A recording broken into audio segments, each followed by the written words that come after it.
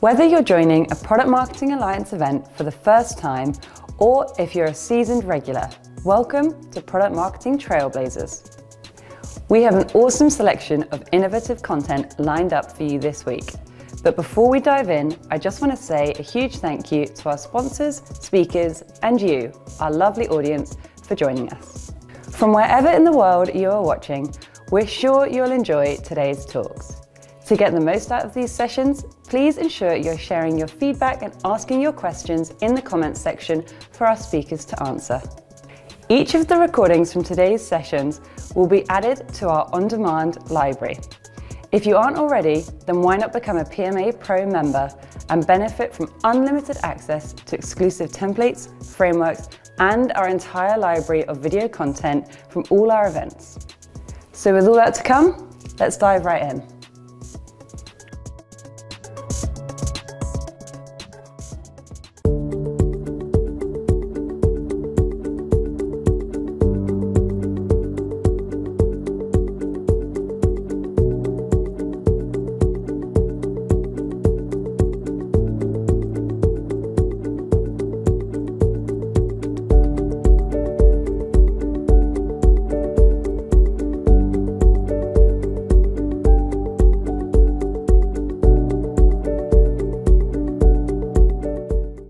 Hello everyone, thank you for joining me today. I am Vasudha Karnal, a Product Marketing Director at SAP. And in the last 15 years, I've had an honor to work across so many different IT companies, and with my largest stint being at SAP. And at SAP, I've launched a lot of products. And I wanted to share with y'all today my experience on what kind of failures I've experienced, and also what are the steps that I took to get those launches right, because there's so many elements that go into getting the product launch or product out of your door. So I want to share with y'all what are the steps that you can take based on my experience, if that is relevant to your industry and to your current situation, to get your product launches right. This is a famous quote that I really like from Michael Dell. Ideas are a commodity, but execution of them is not. True. It's so simple to get so many ideas. And I think our development of the products, especially in big companies, is all about you get an idea and let's try it out, and they start building out a product. But then the onus rests with the product marketer to get them out of the door so that the market knows about it. The customers are actually aware of this product and are ready to buy. The internal teams have to be aware of this, understand what this product does so that they can go and speak about it to their customers or to their prospects. So it takes a lot to get that engine rolling. So that's where I take a privilege as a product marketer, that we can be that execution engine to help it to get out the door. So that is my perspective of this quote by Michael Dell. I also like this Professor Clayton from Harvard, where he says that 80% of product launches fail. I know the stat is overinflated. There are many theories going behind, research going behind. It's not exactly 80%. Some claim it is 40% or 50% of the product launches fail.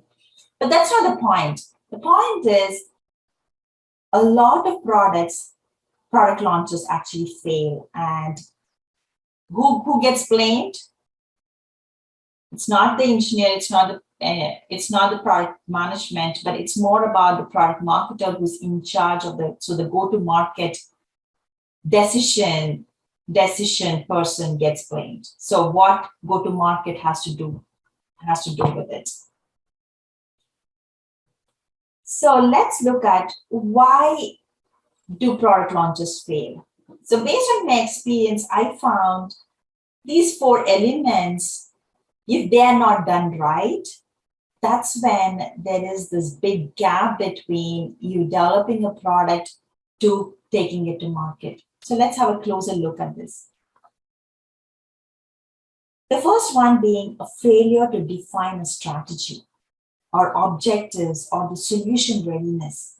So if a product does not have a strategy of why it is being defined, why it is being developed, what is the strategy, how does it tie to the overall growth of a company, or what is it trying to solve, or where is it taking the company to go with regard to this, with respect to this particular product that is being built.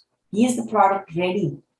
So having defined a strategy or an objective or solution, having that readiness is one of the key steps. And if there is a failure to define that, that becomes a big stumbling block to get your product launched, right?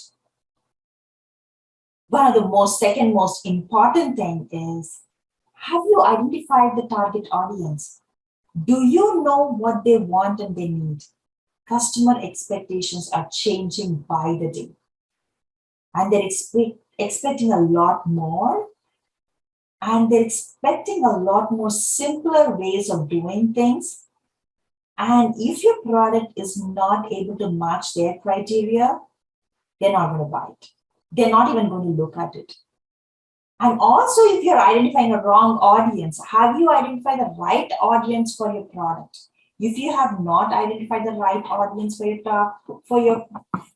your solution, even then they're not going to buy. So usually this happens that where we are stuck with the big C-level executives, probably they do not need your product, but a level lower would need your product. Probably a different department would need your product. Probably it is the HR teams that would need your product and not the IT teams would understand the benefit of the product. So identifying that right target audience and what they need and what they want is very crucial for you to having a successful product launch. Third element, definitely getting your internal teams ready. Lack of that internal collaboration and alignment from pre-launch to post-launch is very crucial. If that element is missing, you have failed in addressing, getting your product identified with your company or with the customers that your internal teams deal with. Last, are you educating your market? Are you educating your partners? Are you educating your customers? Failure to educate to any of these three pillars would result in a chaos. So no, either the market would not know about your product, the customers would not know about your product, or the partners who are selling will not know about your product, and that would not be a good thing for your product. So these four elements, the strategy, your audience, internal teams, and the external audience becomes, that is customers, partners, and market, or the education aspect of it becomes very crucial. And if failure to any of these aspects would determine a failure to your product launch. So what works then? How do we tackle that we don't fail in any of these aspects or we don't miss out on any of these aspects? So these are some things that I have used in my career and they seem to have worked well. I call it an integrated framework, or as we get more into the definition for marketing, we call it the integrated marketing plan framework, where it starts off with establish a strategy. Why are we, first and foremost, why are we building this product? What does it mean? What does it solve for the customer? What does it mean for our company? Are we trying to showcase ourselves better? Is it increasing our brand awareness? Is it helping us to increase our revenues? Is it helping us to come to market with a new initiative showcasing ourselves as an innovator? What is the strategy behind developing this product? A very crucial step. So first, define the strategy. Answer that 5 W's and 1 H. Why, what, whom, where, when, and how. Once you have identified the strategy, then comes the goals. Identify what are the short-term and long-term goals for this particular product that you're trying to achieve. Then tie it to the KPIs for each of the team. If your goal is to increase your revenues by so and so percentage in the market or capture market share, that will directly translate into the revenue targets for your sales guys. So establish those KPIs. Or for your marketing, what are those marketing qualified leads? Or is this product helping you to accelerate the existing pipeline of your major solutions? So establish those KPIs for each of your teams. Then the most crucial step, as we discussed, who is your audience? Target audience is another very crucial step to define, because that's what defines where your sales would go and position, or the market would read about your solution, or your messaging or positioning would directly target that audience. It should resonate with that audience. So identifying the target audience. And we'll get into I'll walk you all through about when I speak about target audience, how should you position it to them? What are the different elements you need to consider? But that is one of the core criteria of looking at which target audience would want this particular product, not the company's target audience. No, for this particular product, for your which target audience in your target segment would need this. That is so crucial. So having this defined, now let's look at what are those key elements that we need to start getting them together to ensure our product launches are safely done, are in the safe hands. There are 4 elements that we need to get them ready. One is the product ready, company ready, customer ready, and market ready. Very crucial elements, 4 key elements: product, company, customer or partner, and market. If you have covered all elements, all the tactics covering all these 4 areas, you become a hero. I'm not kidding, but you actually become the hero of ensuring your product launch has happened successfully. So let's go into each element a little bit. We all know you cannot launch a product that does not exist. And most of the product launches fail because marketing sometimes is so way ahead of product development that we go ahead and we start speaking about it. We start announcing at various avenues, saying that this is coming, and teaser video and all that stuff. We prep all that.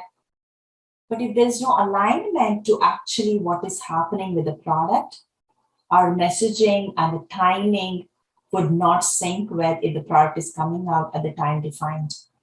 So it is so crucial as product marketers. I've seen that being in close alignment with your engineering, understanding week to week what is happening with the product. Are we in time for the GA or no? Are there any hiccups? Because so many times engineers come up with a lot of these bugs or issues or security concerns that the product timing derails, right? It goes behind. So we need to ensure that we are constantly in alignment with our engineering teams, with our product management teams, and also with the readiness teams, where the testing team sit, the documentation team sit, because not only the product being ready, but there are so many other elements that needs to get ready for the product to be completely packaged. So constant alignment with the engineering, product management, and readiness teams becomes very crucial. Now that you are in alignment with your product, you know when it is coming and what is going to happen. Are we on track? And when you know that, yes, we are on track and this is going to be a solid product that needs to go out the door, let's see, our next step is to get the entire company ready. It's so crucial that everybody in the company knows about this particular product being built, especially in large companies that I've seen like SAP or Oracle that I worked for in the past, where sometimes it's so built in silos. Rest of the companies do not know. Probably the product marketer would know, and they would create some content onto the web and send it out on the GA date. But the rest of the teams do not know. And I've had instances where probably, for an example, a mobile app is being built by a team, but rest of the teams don't know, and they have not given that kind of an answer either to the analyst or the customers, and they have lost deals, or analysts have rated us low just because we were not aware that the product existed. So that's why it's become so crucial for the entire company to be aware of this particular product that's being built and that's going to get GA'd. So group a launch team, and as a product marketer, because we are the center of all the stakeholders, we can bring most of these people we know are the go-to people for this particular product. So bring that launch team ready. Speak about the pricing and commercialization. Sometimes it rests with us, sometimes it rests with solution management. Determine those aspects. Come up with knowledge transfer sessions. One of the best practice I've seen is something which I launched called a Go Live series. So I knew that the product is almost ready. In a month's time, I'm going to have the GA. Start establishing a Go Live series every week, knowledge transfer sessions every week, supporting various audiences. Probably your sales may not want to go into the depth of a product demo, but your pre-sales and the customer support wants. So go into the deep dive demos for knowledge. Probably your existing customers who are always part of your products or who are so intertwined with you, probably you need to educate them much before they hear from outsiders. So have a knowledge transfer session specifically catering to your existing customers about this product coming. Have a separate sales enablement sessions where the questions would be about competition, about various other pricing questions or any objection handling questions. Have a separate sales enablement session. I would say include your partner management team into it or partner community into any of these knowledge transfer sessions, because your partners should be aware of this. Have a sandbox environment where all the teams can play around with the product, get hands-on. The more the hands-on they are, the more comfortable they will be to speak about the product outside. So have a sandbox environment like that. And have some internal content developed. I know this onus rests on us as product marketers. So have the internal content of an L1 deck and an L2 deck or an FAQ, frequently asked questions. Take inputs based on a sales or a pre-sales discussion with the customer, what kind of questions they would be asking for, anticipating. Create that FAQ. That will set a foundation for your internal teams to be ready as they get into getting ready for the GA time.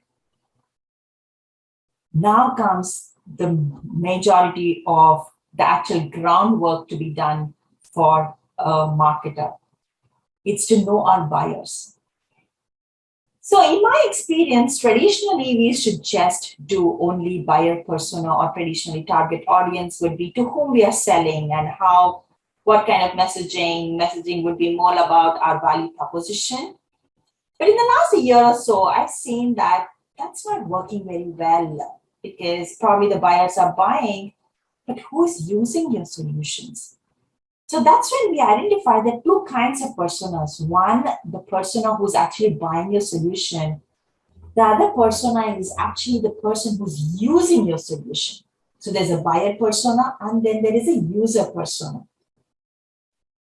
So then we started developing, what does it mean? Probably user persona may not be a direct decision maker, but definitely an influencer. If you can tap into what matters most for your users, what does she do? Why do they need this product? What will what will what will it solve for them in their daily life of working for a particular user, because they are in touch with the product day in, day out, not the decision maker, not the CIO or the person. They would purchase the product and give it to the user to use it. So if we can identify what they do and what are the pain points that this product solves for the user, and I'm not saying that you need to forget your buyer. No, it's very important because that's where the money is coming for us. That's where your sales guys are going. But if we can talk to your buyer persona, even from the pain points of a user persona, then you have nailed it. Because the influencer, you have taken care of your influencer as well as the decision maker.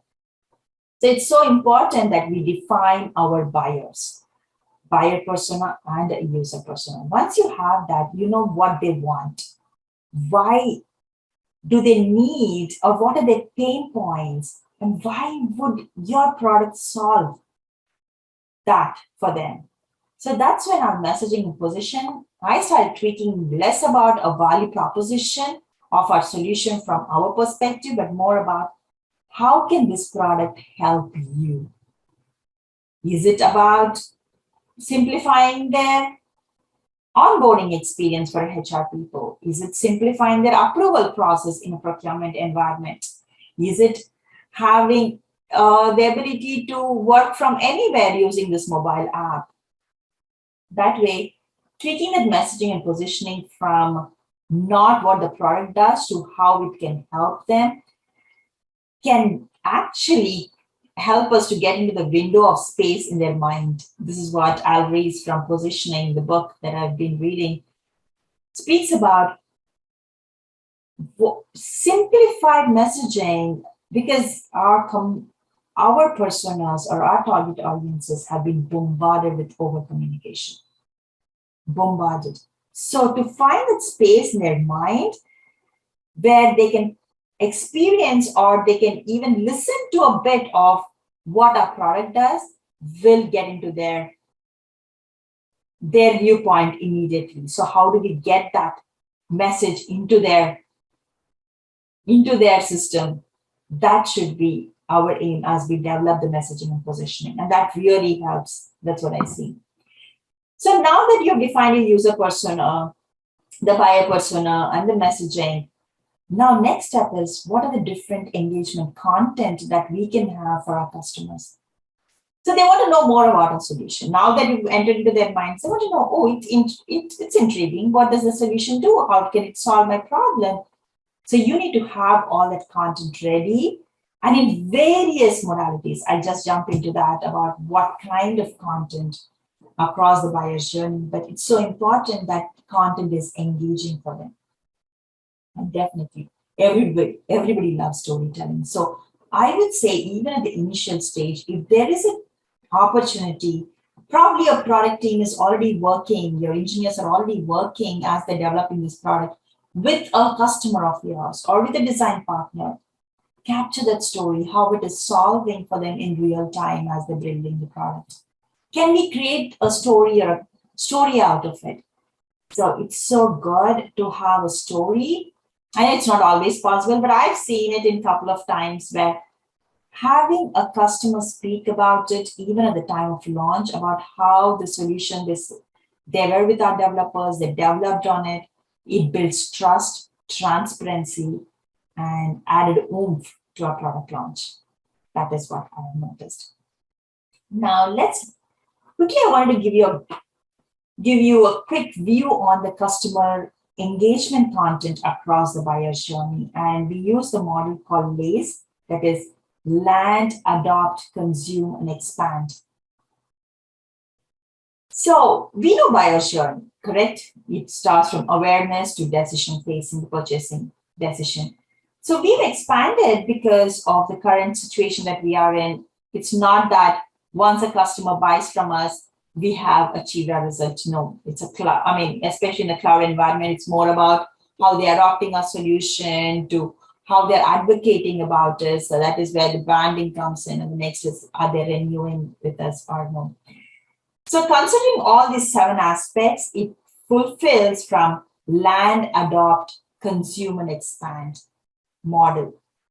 That's a model that we are following here. So where we do not want to leave our customer after they purchase from us. We are going to handhold them till the entirety of their journey with us. So at the time of awareness, our customers are all over, right? Because now I think they know much more than about the solution that we possibly would be developing than we know. Because there is they search a lot on the internet. For everything, Google is their one-stop shop. Just go. There's a lot of social news out there. They know much more about competitors. So they have various touch points. They search the internet, they explore websites, they join a lot of networking events these days. So at various levels, can we showcase our presence? Be it on the analyst reports, be it by a brochure, be it by a case study. Can we, at all these different touch points, can we showcase our presence, our product launch presence at all these places? Then once they're aware that this product is also coming out from us, they'll start considering it. At that stage, we should be ready again. They're going to explore YouTube. So do we have our demo videos or some kind of high-level positioning videos on the YouTube? Then is our sales rep actually tapping into all this? Is there customer reference that they could talk to? Is that something that we can help out with? Or do they want to talk directly to our product managers? Do the product managers are aware? So there should be a close tie between our sales and product managers, so that product teams can actually speak to the customer in much more detail of what the solution does. So, and from product marketing in terms of assets, we can look at creating a white paper or promotional video, some kind of case study, business transformation case studies that will all add a lot of value. Then comes, oh, they liked it. I think now we want to try your solution before we make the final selection. And that's when probably a value actualization to some kind of calculator. What is the return that they're going to get? What is the ROI that they're going to get if they invest on our solutions? What are those tangibles, right? What are the dollars that they're going to save? Or finally, what does it mean for the company? How does it simplify? So is there a tool that can help to calculate a business case that can be given to them? And also definitely, do they want to speak to some kind of an analyst, probably or to a customer who has already used our solution? Have all those assets ready. Once you have all those ready, and this is something which I picked up from Serious Decision Buyer's Journey Map, and we have been trying to align our assets creation close to this because of so beautifully they've laid out the various touch points which most of our customers go through. Then once they are customers, don't stop there. Have those documentation guides, have that quick start guides to help our customers to start adopting the solutions better. Have a lot more webinars with our customers, create the user forums, be constantly in touch with the customer, helping them, even from marketing, helping them to see the value that they have, that they are realizing or they will be realizing from the time they have purchased our solution. There's a lot of customer success days where customers are invited, make them feel good, make them feel privileged, and then have those customer references. Why this is important as part of your product launch planning is so important because once your product is out of the door, many times we forget what next to be done. So I would say having it documented even during your product launch sequence is so important so that your activity should be always on. They do not stop after your GA. So the day your GA, yes, you have your website ready, you do this campaign, you do this, and then we stop. No, let it be an always on activities. So we have something called syndicated programs that we come up with, customer success day programs where the customers are being taken care. And I think that is all trying to ensure the trust, making our customer, building that advocacy and trust and transparency between the company and the customers. It's kind of helping, I would say. And now that your customers are ready, your customers know about it, let's be there in the market. Let's make that noise in the market in big time. So this helps a lot many ways. First of all, your employees will feel, oh, your brand is well known in the market. Your customers will feel safe that they are in a company that is not somewhere hidden, but it is out there in the market. So they feel good to get associated with you. And overall, having the presence out there will build a lot of market share for your company. So make the noise in the market about this product. Digital first strategy, always on all medias, omni-channel, because now our customers don't care from which channel they come from. They're always across all places. Be it on phone calls, they want to speak to your sales guys, or be it on internet, they are searching, or be it with their customer support, or they're checking your competitors' websites. We need to showcase our presence everywhere. So digital first strategy, always on, is so important. Have your digital first strategy defined. Engage with your press. Speak about them, about this particular product. Keep updating your analysts at the time of product launch. As and when the roadmap develops, keep updating them. Analysts will start using that in case if they've already not started ranking or speaking about your product. It's so good to get onto their magic quadrants. It's so good to get onto their market guides or Forrester research, anything, because our customers want to see if we are being spoken by the analysts, because analysts are regarded as third party and trusted sources. Have a thought leadership plan. The companies want to look up to, want to get associated with other companies. Your customers want to get associated with companies who are looked up as innovators, who are looked up as market changers or changing the perception in the market. So get associated, start showcasing your thought leadership content there. Either through blogs, either through webinars, or speaking in third-party events, or you want to change the market perception there. Start having your voice out there. So thought leadership is a very important aspect. So now that your market is ready, your product is ready, your customer is ready, and your company is ready, I have no doubt that your product launch will be a decent, successful launch. So that's the integrated framework that I want to share with you all, which has proven success to me. So some of the few best practices that I have seen is, to end the session, take a holistic view of the product, process, and people. Very important. Build a cross-functional team and establish a RACI. Build an integrated marketing plan with defined KPIs and track it. And make it an always-on campaign and keep educating the market. And most important, make customer the center of all your activities. So these are the few best practices. And I'm sure with the integrated approach and following these best practices, most of the times the product launches will be a success. So please share your comments, and if you have any questions, don't hesitate to reach out. I work for SAP and I'm the Director of Product Marketing there, and my contact details are here. It was a pleasure sharing my experience with you. Thank you so much.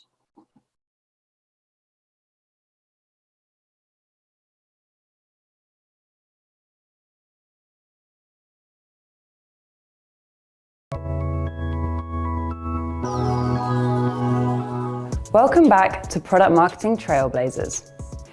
We're about to join another awesome talk, but just before we do, I want to say a huge thank you to our sponsors, speakers, and you, our wonderful audience, for making this event possible. With expert presentations and specialist talks on the agenda, you are in for a real treat today. Please ensure you're sharing your feedback and asking all questions in the comments section of the video, as our speakers will be answering them throughout the day. After the event, a great place to continue the discussion is in the PMA Slack community, So if you aren't already a member, hop on over and join the conversation. And if that's still not enough, then why not become a PMA Pro member and benefit from unlimited access to exclusive templates, frameworks, our entire library of event content, and much, much more. So with all that to come, let's dive right in.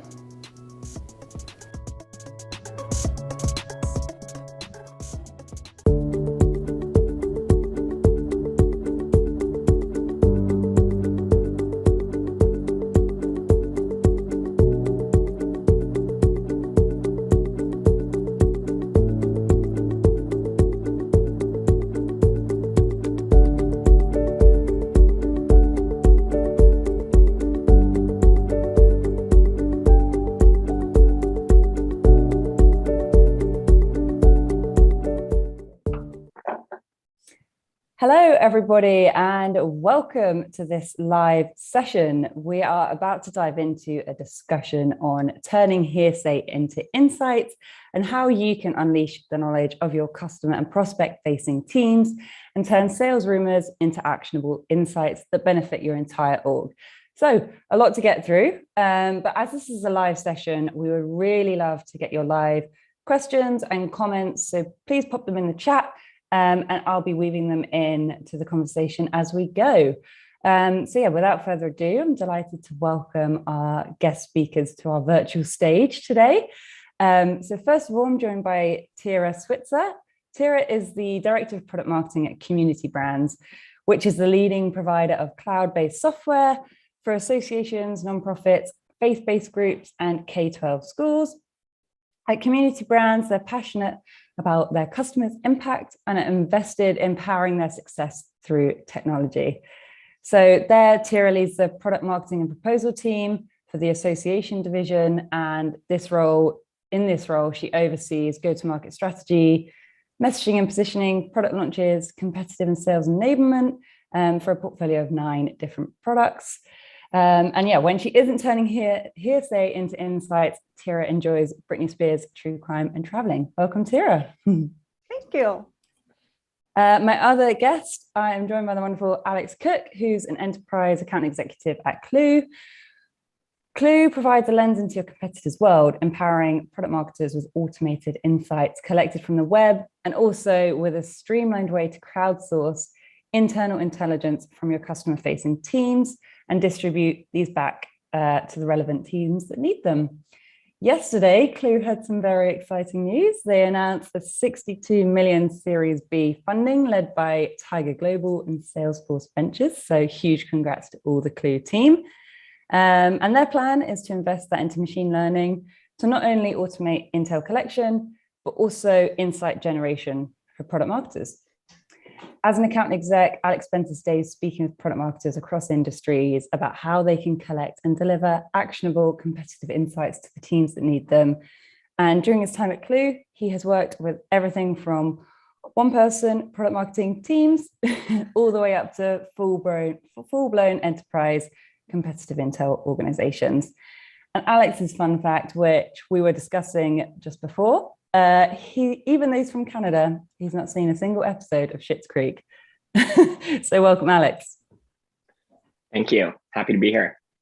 Awesome. So Tira, I'm going to come to you first. What do you mean by hearsay, and how often do you see this sort of thing happening in your team? So to me, hearsay is like that game of telephone, right? So unlike though in pre-pandemic elementary school, no one's whispering in anyone's ear. I mean, maybe you do at your office, like maybe, but most likely it's happening through Slack, it's email or conversations, right? So it's hearsay is a competitor tells a prospect something, the prospect hears whatever they hear. The prospect tells our sales rep hears whatever they hear. Then that sales rep repeats it again, once, twice, might be the 5th time they repeat it by the time product marketing hears it. So most likely the statement at the end is different from the original source, just like in that game of telephone. Doesn't mean the final person didn't get part of it right, But really, until it's confirmed or disproved, it's just a rumor. And I would say, with a portfolio of 9 products in 4 different product categories, hearsay comes up all the time for us. And it's usually when I hear something like, OMG, one of our main competitors is no longer serving trade associations. They're only serving professional associations. We have to take advantage of this right now. I'm sure some product marketers like, yes, I hear that all the time. And in our industry, that would be something huge. It would be a total change in strategy. But until we confirm it, it's just that. And that hearsay deserves some research, some confirmation, and turn that into insights. I love what you were saying there, Tira. I can definitely relate to the all of a sudden this is, oh my God, we have to deal with this right now. I am a little bit known for that at Clue. So as soon as one of my clients will say something that we don't do or we need to do, or they heard something, all of a sudden that's in my Slack competitive intel channel and it's priority number 1 at mentioning everyone. Some people like that, some people don't. But when it comes to that, I do find with these organic insights and hearsay, like they happen all the time naturally, especially amongst sellers. At Clue, our culture is very transparent. So when I share something, when my team shares something, everybody can see it. But the challenge that we've seen with this, especially what you were saying about it gets said 5 times before anybody really validates it. We see that a lot at enterprise organizations too. Like a lot of the companies that I worked at previously with Clue, I would ask my solutions engineer, or I would talk to my fellow salespeople, and then we'd start to share, and then we'd figure it out. So these organic conversations happen or naturally, but often stuck in smaller groups. So there's no real way to get the hearsay, which means that those smaller groups do exactly what you talked about, which is says it another 5 times without anybody ever validating it. And that tends to be the challenge, is who actually owns that rumor. Yeah, absolutely. And obviously kind of talking about that like ping pong of rumors, I guess, why do you think capturing and therefore unleashing this information across the business is super important for product marketers? Tira, I'm going to head it your way first. As everyone on this call probably knows, external intel is much harder to find, right? The competitors' pricing, true product feature differentiators, maybe a little change in strategy, all of that's super hard to find. But sales conversations are constant. So it's really important to pay attention to those sales rumors, because if we don't, A, we'll probably miss out on a ton of information. And B, if people start making their own narrative, if we don't answer it or confirm it or disprove it, so when we don't wrangle all that hearsay and turn it into some type of insights, that's where we get incorrect messaging used. And we start really building a distrust in the market because we're spreading rumors. Just like before us starting this, we started talking about stuff and then we're like, oh wait, that's how rumors get started. It's so easy. So product marketing really needs to confirm, disprove, or give the tools to help navigate the narrative until it is proven or disproved.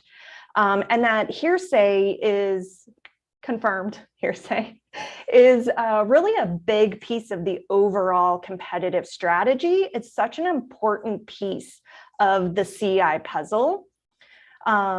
And then, taking that hearsay and turning it into insights also really helps build that trust and the collaboration between sales and product marketing.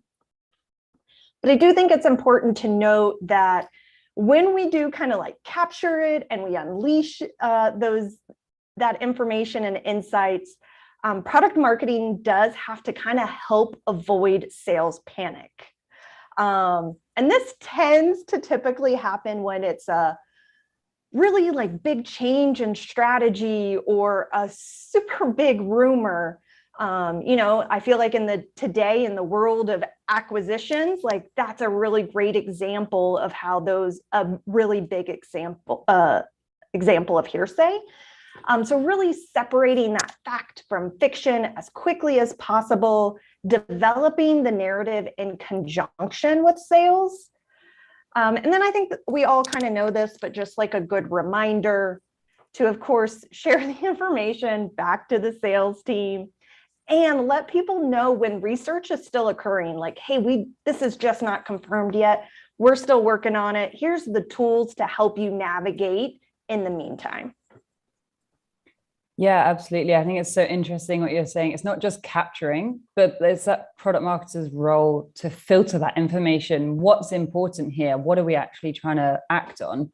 Alex, I guess, have you seen lots of this sort of thing in your experience? I have, yeah. And I really liked what you were saying there about not just capturing, but actioning. At Clue, we always talk about competitive intelligence as a two-way street, focusing on sales for a second, where it's a bit of a give and take kind of relationship, where it's, as a seller, I need access to actionable competitive insights. And if I don't have those, I'm not motivated to share whatever I hear in field conversation. So how can we build that two-way collaboration piece? So what you were saying, Tira, on building together. One of the companies I worked at previously, I was selling to SMB retail, and my biggest competitor in retail, the competitive intel that I had on that competitor was saying, quick dismiss, they don't compete in retail. And in my world, I'm like, okay, well, that's a little bit of my trust gone. But then on the flips, and I was losing deal after deal in retail, which was the bad experience for me.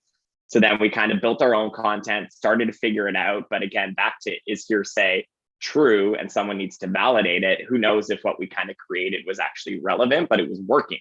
So how can we kind of build that together and share that back with the team and then give it back to us?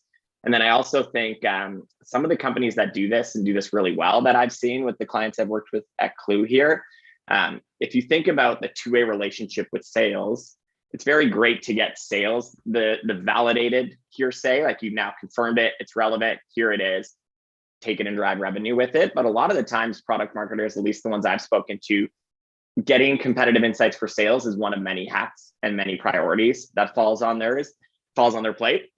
And they've got different people pulling at them. You've got a CEO saying 11 p.m. Slack message saying, tell me about this company, and you've never heard about them. Or you've got a marketing team that's trying to launch a new competitive campaign and they need your help. And a lot of the times we hear the companies that do this well and have that strong relationship with sales, the intel they're capturing from them is very helpful when they're enabling their product teams, their leadership teams, their marketing teams, because that validated field intelligence is something they don't already know from what they found online.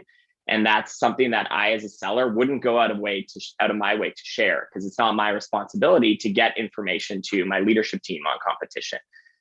But if you can really nail the sales and marketing relationship and do that well, we've seen a lot of success with going beyond just giving it back to sales, but giving it to other teams as well across your organization. I think some of the best intel that we've ever gotten has come from, a sales rumor, and it's been able to be used by product and support and services. And so it is super important to build that partnership with trust, but then to spread the information to everyone, because it really is a team effort. I also think with that, in terms of spreading it to everyone, I find a lot of the times the challenge people find with getting people to share their hearsay and their rumors, at least me, is I don't understand what happens to it afterwards. But if you create that culture around information's been shared, now it's being actioned, and I see that help other people across the organization, that's going to motivate me as a seller to start to share more often, because it's helping my personal brand, because I'm getting exposure across the organization. And it's also helping my teammates and other teams across the company that I work with. So I do think that's valuable for everyone, but also starts to increase the amount of internal sharing you're going to see. Yes. And one of the things I've been trying to do, especially lately, is when you do hear, comments, especially around feature functionality, is making sure that product management shares that with the dev team, right? Because the dev team, it might not have actually been a sexy feature that they were working on, but it actually helps close deals and it's stronger than the competition. So making everybody feel invested in that information and knowing that their job is making an impact on the competitive field. I think that's such an interesting point, that it's not just a benefit for sales, it's a benefit across all departments, and having that enhanced collaboration really feeds into that for sure. Definitely. And I know, Alex, you're kind of touching on before, obviously a lot of this info is gathered from field sales, and as we all know, sales reps are incredibly busy and nowadays increasingly remote, sometimes hard to reach, etc., that sort of thing. So I guess, what is your advice for getting sales teams to capture really solid and timely info in this current climate? Well, I know that I, at first, probably annoyed the crap out of all of our sales reps. They're like, "Ugh, Tira's messaging me again." But after, No, you could never annoy them. I bet you they would argue with you. But after delivering on confirmed hearsay and providing the team with talking points, how to utilize the information in the sales cycle, they bring that information to me. But it was definitely a process. Had to build that trust. And really, for me, it was, I had to make it a priority. And I had to make sure that it was at the top of my list every single week. And really trying to meet the team where they are and crowdsourcing information without having to talk to someone. So looking at pitch decks and emails and reading Salesforce notes, you can gather a lot of tidbits of hearsay just from those. Or you can say, like, "Hey, I noticed you said this, like, why did you say this?" And then someone's like, "Oh, because I was told blah, blah, blah." So you can use that crowdsourcing. You definitely want those feedback loops and meet your people where they are, like integrate into whatever other current workflows are occurring, whether that's Slack or meetings or events, etc. And then, of course, always listening in on sales calls. You at least take out one person in the game of telephone then, because you heard it. But that's always a great way. But now I just talked about like tons of different ways to gather the information. Like, what do you do with it when you have all of it? So previously, as a team of one, I used to have this Word document. And every week I added to it. What rumors did we hear? Was there like screenshots of anything online, emails, etc.? And every week I just added to it. And then you could see like, hey, 3 weeks in a row, a different prospect has said this like same thing. I know people are like, wow, that sounds super manual. But now that we're a little more sophisticated in our CI program and we utilize Clue, I utilize our digest. So our automated email that includes like the articles, you know, scraped from the internet and everything. I started including hearsay at the top, like the intro of the email, as well as end with the articles. Like, hey, this article says this, and a prospect said this, like, are you hearing this too? Or, you know, word on the street is blank. Are you hearing the same thing? But I definitely like to word it so that people know that it's not truth, like word on the street, rumor is, etc., as a way to gather feedback from folks as well. So that way I have my historical information all within Clue and no more Word doc. But I think whether you're a team of one or you have tools like Clue that you can utilize, there's definitely ways that you can pull it all together. Yeah, and two things you said there really stood out to me. The first was about meeting people where they are. The second was the Word doc concept. So starting with meeting people where we are, that is very much at Clue's core. Since day one, we believe that if you're going to get sales behavior and get them to contribute or consume your intelligence, it needs to be where they are, not where you are.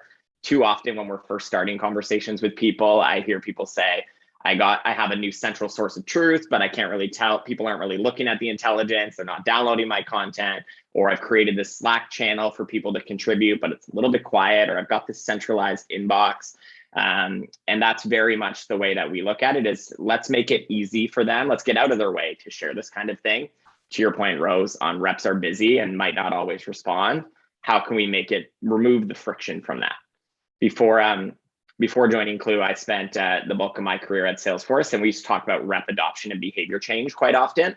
And the three simple ways we used to say that you need to do that if you're going to get them to actually do what you want. One was tell them why they would want to do it. So in this case, it's, if you can share this with me, I'm going to get you better insights that are going to help you sell more. So that one's easy. But the other two were make it easy for them to do it. So Tira, that's meet them where they are, and then reward them for doing it. So back to like, how do we get people to contribute? You nailed it when it comes to what we typically see about meeting them where they are. So let's not create a single process for people to contribute, but let's allow them to contribute from wherever it is when they hear whatever it is that they want to say. So that's very much step number one, and then reward them for doing it. In terms of the initial behavior change and creating that culture, it's pretty easy when you're a small company like at Clue. We've had that since day one, but if you want to actually change the behavior, we've had a lot of success with clients with gamification. So like we were onboarding a few 100-person company a couple of years ago, very much a product marketing team of one. And they had never done this before when it came to CI, and they wanted to crowdsource intelligence from their global sales team. And the way we helped them do that was we did Team Europe versus Team North America, who was consuming the most intelligence, but also who was contributing the most intelligence. And in the first week in different channels, they received over 20 things. And they were a small company, first time ever, but they were giving out Amazon gift cards. They had the Clue dashboard up that showed who was winning and who was losing. And it very much made it fun for the seller and then rewarded them for doing it. And then I also think, Tira, what you were saying on the Word doc piece, one of our other clients calls that the FYI factor, which is where you've got a lot of intelligence that's been shared with you, but now what? I don't have the bandwidth to deal with this. And that often stops reps' behavior. If they start to share things but don't understand what happens with it, then they slowly are like, okay, there's no point in me doing this. So the switch from, okay, it's a team effort now, really does help, whether reps are busy or not, with driving the right behavior if they see their insights be action across the team. Yeah, Yes. absolutely. I was just going to say, like, you're so right, like really bringing it back to that cultural change. And like, it is that culture of sharing that you've got to get embedded to really make it a success. And then we've had a question come in. I know you're talking a lot about, where kind of information coming into the product marketer, and meeting sales teams where they are, etc. But do you have any kind of actionable advice on actually how product marketers then share this information internally, or like any tips for that? Tira, I'm coming your way with that one. So I think there's a few like must-dos before you start sharing, right? Like when a sales rep or product person or whoever like tells you something, like take note, like they shouldn't have to share that information twice unless they're telling you that someone else said the exact same thing. And then I think it's really important for product marketing to like put themselves out there and make yourself the hearsay expert.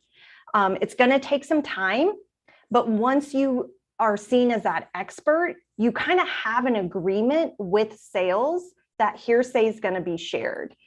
And so some of the things that we do with hearsay is, I mentioned that we put it in our digest that goes out weekly to our entire sales team. Once it's confirmed or denied, we also include it in weekly meetings. So we talk about it as a group together.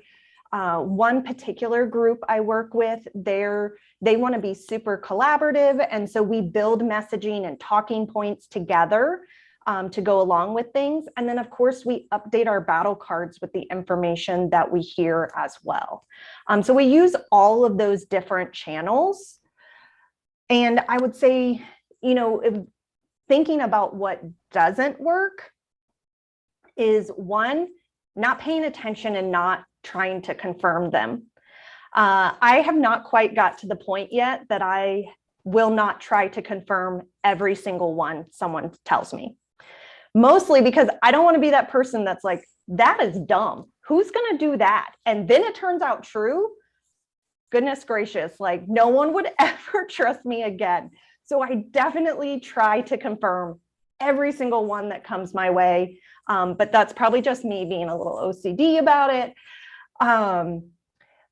The other thing that, doesn't work well is when you do confirm something, not sharing it back in some type of tangible way.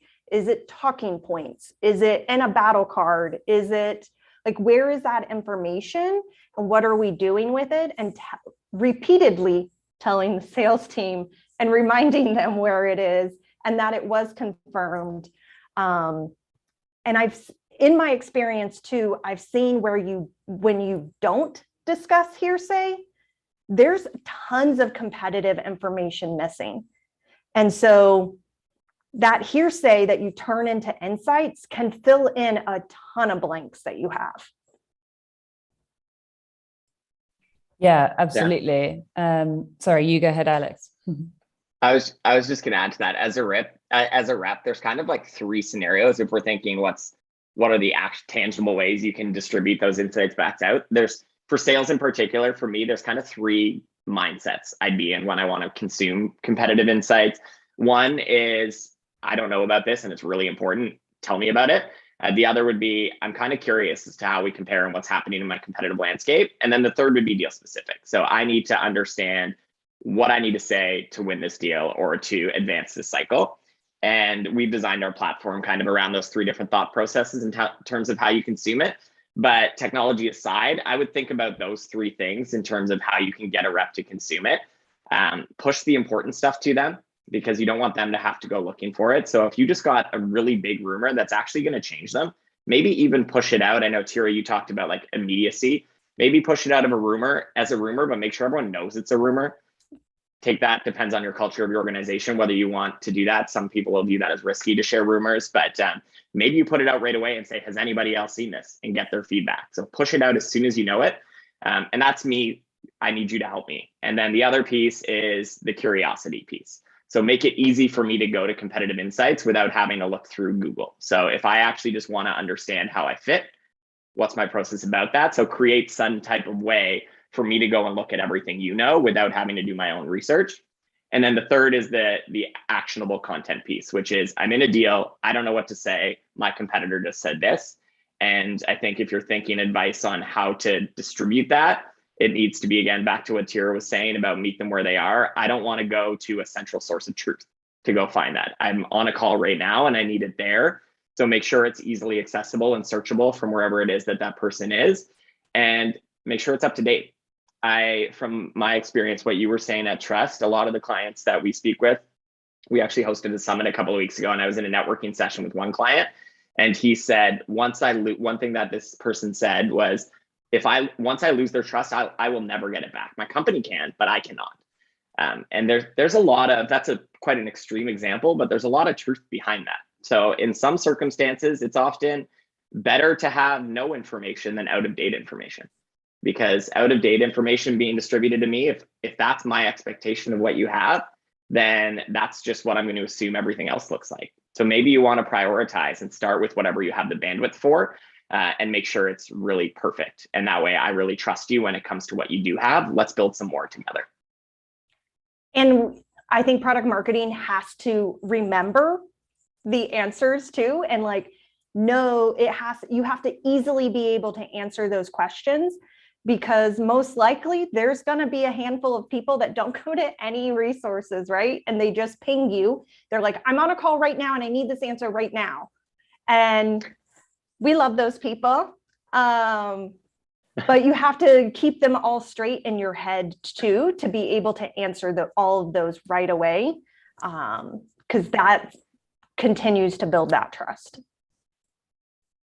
Absolutely. I mean, it's all about that kind of building credibility, and it's, it takes years to build that, but seconds to destroy it. So you're right. It's super important, having the correct information at your fingertips at the touch of a button, whatever it might be. So yeah, it's really interesting to see how Clue is kind of helping structure that from, product development side of things as well. There was just one other thing that I wanted to touch on. Obviously, we're talking about this from the role of a product marketer's perspective. And, across the last couple of years, especially, we have seen competitive intelligence really growing as a priority for product marketers across the board. Do you guys see this evolving further and becoming its kind of own position? Obviously, there's a few people with a CI job title now, or do you see it really sitting within that product marketing hub for the future? I mean, it really depends on the organization, right? And it depends on what your definition of product marketing is and all those things that we traditionally say. But I do think that competitive intelligence is going to continue, and not even intelligence, right? Competitive enablement. How are you enabling the team to utilize this competitive information is going to continue to become more and more important for product marketing. And even if there is a standalone CI role, product marketing still has to be probably like attached at the hip to that person as well, because they're not going to be able to succeed without that information. Completely agree with that. And the clients that I've spoken where CI is their main title and that's what their focus is, every time I'm in that type of conversation, they pretty much always say, before we roll anything out or before we get too far in this, we need product marketing's help and we need them on board. And that's because they're the ones who are owning like the distribution of insights and everything when it comes to the validation, what we talked about today. So I think regardless of title, it is very much becoming, the category is growing. And we see that not continuing, very much expanding across the organization. Now that it's a real thing, and there are a lot of product marketing teams doing competitive enablement and doing it very well, we're seeing it expand across departments more than necessarily role changes. So where if you ask an executive, they probably want you to start with sales or customer success. But now we're seeing product teams want on board. We're wanting leadership teams want your competitive insights, which creates a lot of work that you need to validate to do all those different people. But it's becoming this like hunger for product marketers' help when it comes to distributing insights across all teams. Yeah, no, absolutely. And actually, we've just had a question like on that exact thread. So obviously, like getting people to consume the information you're preparing is a major hurdle. But what are some other ways that you can enhance strategic alignment or, you know, ensure everyone is singing from the same sheet, as they say? Yeah, I think the biggest thing is that you have to build a culture where the information is important and that it's talked about at all levels and in all departments. And it takes time to do. I know that, you know, here at Community Brands, it's something that's definitely grown since when I first came on board. So you have, I think product marketing has to put themselves out there as the expert. They have to prioritize it and they have to talk about it with every other group that they're corresponding with. And you have to just start building that culture. And it just takes a little bit of time.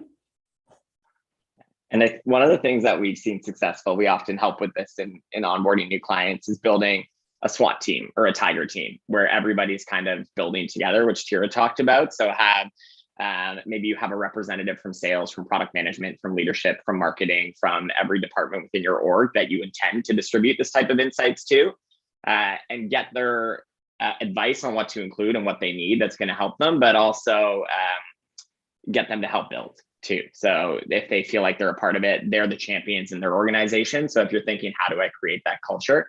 We've seen a lot of success with SWAT teams where you build like a competitive team across different departments. Yeah, I love that idea because I mean, why waste time trying to make assumptions when you can actually just ask them? Someone else has just said in the chat that for enhanced strategic alignment, they actually make sure that their product marketers have the same OKRs as their sales teams. So they're really working towards those same goals consistently. So yeah, another great piece of advice. We are about out of time, but I just want to do a couple of quick fire questions with you both before we wrap it up. What is something you're both looking forward to in the year ahead? International travel. Same, seconded. I couldn't agree more. Absolutely. And I guess if people have further questions or they want to dive into anything that you might have mentioned today a bit further, what's the best way for them to get in touch with you? LinkedIn, always number one, right? Likewise, for me, it's LinkedIn for sure. Absolutely, nice and easy. I'm not cool enough to be on like TikTok or anything. Yeah. And just building on the excitement one too, I'm excited about this category. It's changed. I've only been at Clue for almost a year and a half. And since day one, when I joined, it's a completely different space than it was a year and a half ago. And as we see more departments try and get on board with competitive, and it's blowing up, and there's a lot of product marketers doing some really cool things that I've seen. And I can only imagine it's going to change a lot over the next year. So I'm just excited to see how this category unfolds and what happens, because I think I think next year is going to be a pretty big year in this space and what's happening. And I'm excited to see what unfolds. I couldn't agree more. Well, on that fantastic note, we will wrap up this session, but please do stay tuned as we are diving right into another talk now. So don't go anywhere. So yeah, thanks again, Tira, and thanks, Alex. It was a great talk. Thank you. Bye. Thank you. Working from home. Time to make some progress on this blog post. What's this? Account executives, do you have healthcare case studies? No, of course not. Proof points about how we're different, better than competitors? What's wrong with the sales team? ROI stats for the website. Man, positive reviews on G2. This is ridiculous. Wait a second. I forgot we have user evidence. Hey team, it's all here. We're good.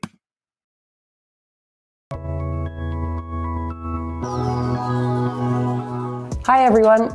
We hope you're enjoying Product Marketing Trailblazers so far.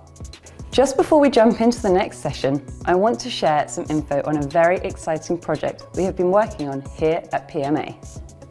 As you know, here at PMA, we are dedicated to elevating the role of product marketing. But as the function grows, we have been focusing on how to develop the best product marketing leaders for now and the near future. So if you're harboring hopes of becoming a product marketing C-suiter, this is for you. Equip yourself with essential knowledge and skills with PMA's fellowship program, our 8-week interactive course taking place from January 17th. Built alongside director and VP level PMMs from distinguished brands such as Amazon Web Services, LinkedIn, and Uber, the program is packed with over 40 hours of education that'll help you learn, share, and enhance your credentials. Join experienced leaders from the likes of Shopify, Gong, and Airslate as they share indispensable knowledge on the topics needed to flourish in a leadership role. From scaling teams, data, budgets, to strategies, project management, and influence.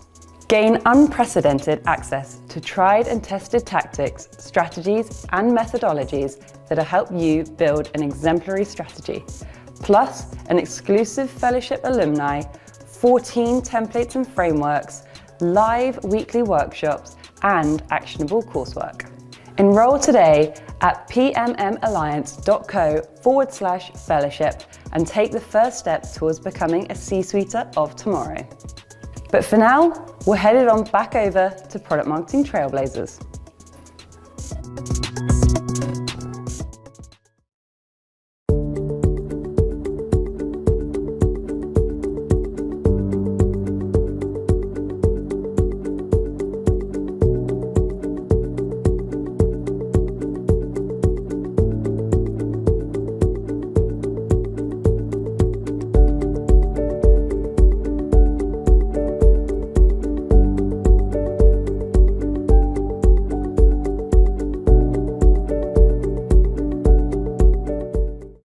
Hi, everyone. Thanks for joining me today for this session on how to uplevel your messaging to stakeholders with the right visuals and why it's crucial. My name is Amelia Chen, and I am a Senior Manager of Product Marketing at Relativity, a legal and compliance software company. So having been in the legal software space, I'll just start by giving a disclaimer. None of what I'm saying here today represents the beliefs of my company. Everything here are my own opinions and thoughts. All right, so let's get started. Let's think about the objects and things that fill our everyday lives. Your mug, your AirPods, the chair that you're sitting in. And chances are it didn't take a long time for you to learn how to use those objects because it's intuitive how you use them. Your hot liquid goes into the center of the mug, you hold it by the handle, each AirPod goes into each ear, you know exactly how to sit on that chair. But let's look at this door. What are you supposed to do with this door? Are you pushing? Are you pulling? The sign says to push, but the handles seem to indicate otherwise. And we've all been there, right? When we've been confronted with a door and it's not completely obvious how I should be using this door. We don't want to look silly. I mean, that's not a really good experience for us, is it? All right, let's look at another door. This is better, right? It's more obvious how I can utilize this thing. I see that it's a sliding door. I see the rack on the top and where the door connects to it. I know I can pull the handle and make it go where I want it to go. And so when physical objects like a door are designed, it should be obvious how you use it, or in this case, open it, or which way it opens. Otherwise, it's just bad design. Right? The onus is on the designer to make it as clear, as simple, as straightforward as possible for the end user.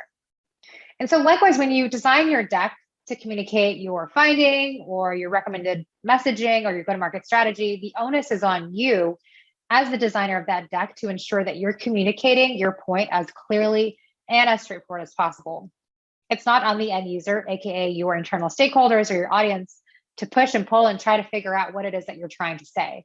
Because the moment we think that it's on our end user or our audience to strain to understand what we're trying to say, we've lost. So in these next few minutes, we're going to go through an example of where this kind of thing usually manifests for product marketers like ourselves and where we can find opportunities to tell our story better. All right, so let's set the stage and start with an example, hypothetical. So you work for, say, a wellness company, and you sell to large enterprises. Your target department is HR, and you've been marketing to the CHRO with some minimal success, but you know, as a rock star product marketer, that the company hasn't done enough discovery or research around its key personas and the target segments to really hone in on what might work for the organization. So fast forward a few weeks, you've done a ton of research, and you're presenting your findings live to an internal audience. And say the slide looks something like this, right? You're putting what you've done onto a slide so the audience knows that this is data-driven, that your recommendation is driven by good research. You've done a great job with it, and you've been incredibly thorough. And as I'm talking right now, your brain is deciding whether or not to read what's on that slide or to listen to what I'm saying. And you know, it's really tough to do both. Texting and talking, not a good combination. I've already lost you because I'm forcing you to make a decision between losing out on what I'm saying as a speaker or losing out on what's on the slide here. And what we have a tendency to do is to share all the work that we've done because we poured so much time and energy and resources into this discovery project, and we want to show that off. I'm certainly guilty of that as well. All right, so what we're trying to say here on the slide, right, is that we've been going after the wrong persona and that we should be targeting the head of well-being at organizations. But it's not completely obvious to me as the reader of the slide or the audience what my key takeaway is. Even in this simple one-sentence slide, there's still way too much going on. And what we really want to do is to use our audience's brains efficiently. And what's really difficult for people to do is to listen to what you're saying and read the slide at the same time. So let's take this a step further. I could do something like this. Here, every design choice is purposeful and not by accident. I purposely grayed out the rest of the sentence because I want you to anchor on that title, Head of Wellbeing. I want it to stick in your mind. And if you come away with anything at all from this hypothetical presentation, it's that title. That's it. And I purposely let everything else out of that slide because this is the most important thing I want you as my audience to hone in on. All the research I've done, while important, is something I can provide in a voiceover or maybe in an appendix as a follow-up deck. But I'm guiding my audience's attention very carefully and very intentionally here. All right, so vision is a big component of our brain. It's something like 40% of how we process things. And our goal is to not only engage our audience, but to help ensure that whatever it is that we're presenting sticks with them, that they walk out of the room remembering the most important pieces of your presentation. So the combination of a visual and our voiceover is actually very powerful. And it's much more powerful than a bunch of text on a slide and our voiceover. And inherently, right, I think we all know that. And so another way we can go about presenting this finding is to give a visual to our audience and then provide that context as a voiceover. So maybe something like this. And again, visual components comprise a huge part of how we process information. So your presentation should take advantage of that when you can. But sometimes, right, sometimes you're not presenting your findings at all. And the deck is simply meant to be some sort of artifact that's going to be shared within your organization, read by multiple groups of stakeholders, and you're not going to be there to provide that context or to provide that voiceover. So it has to remain somewhere on the slide. All right, so let's take a look at this.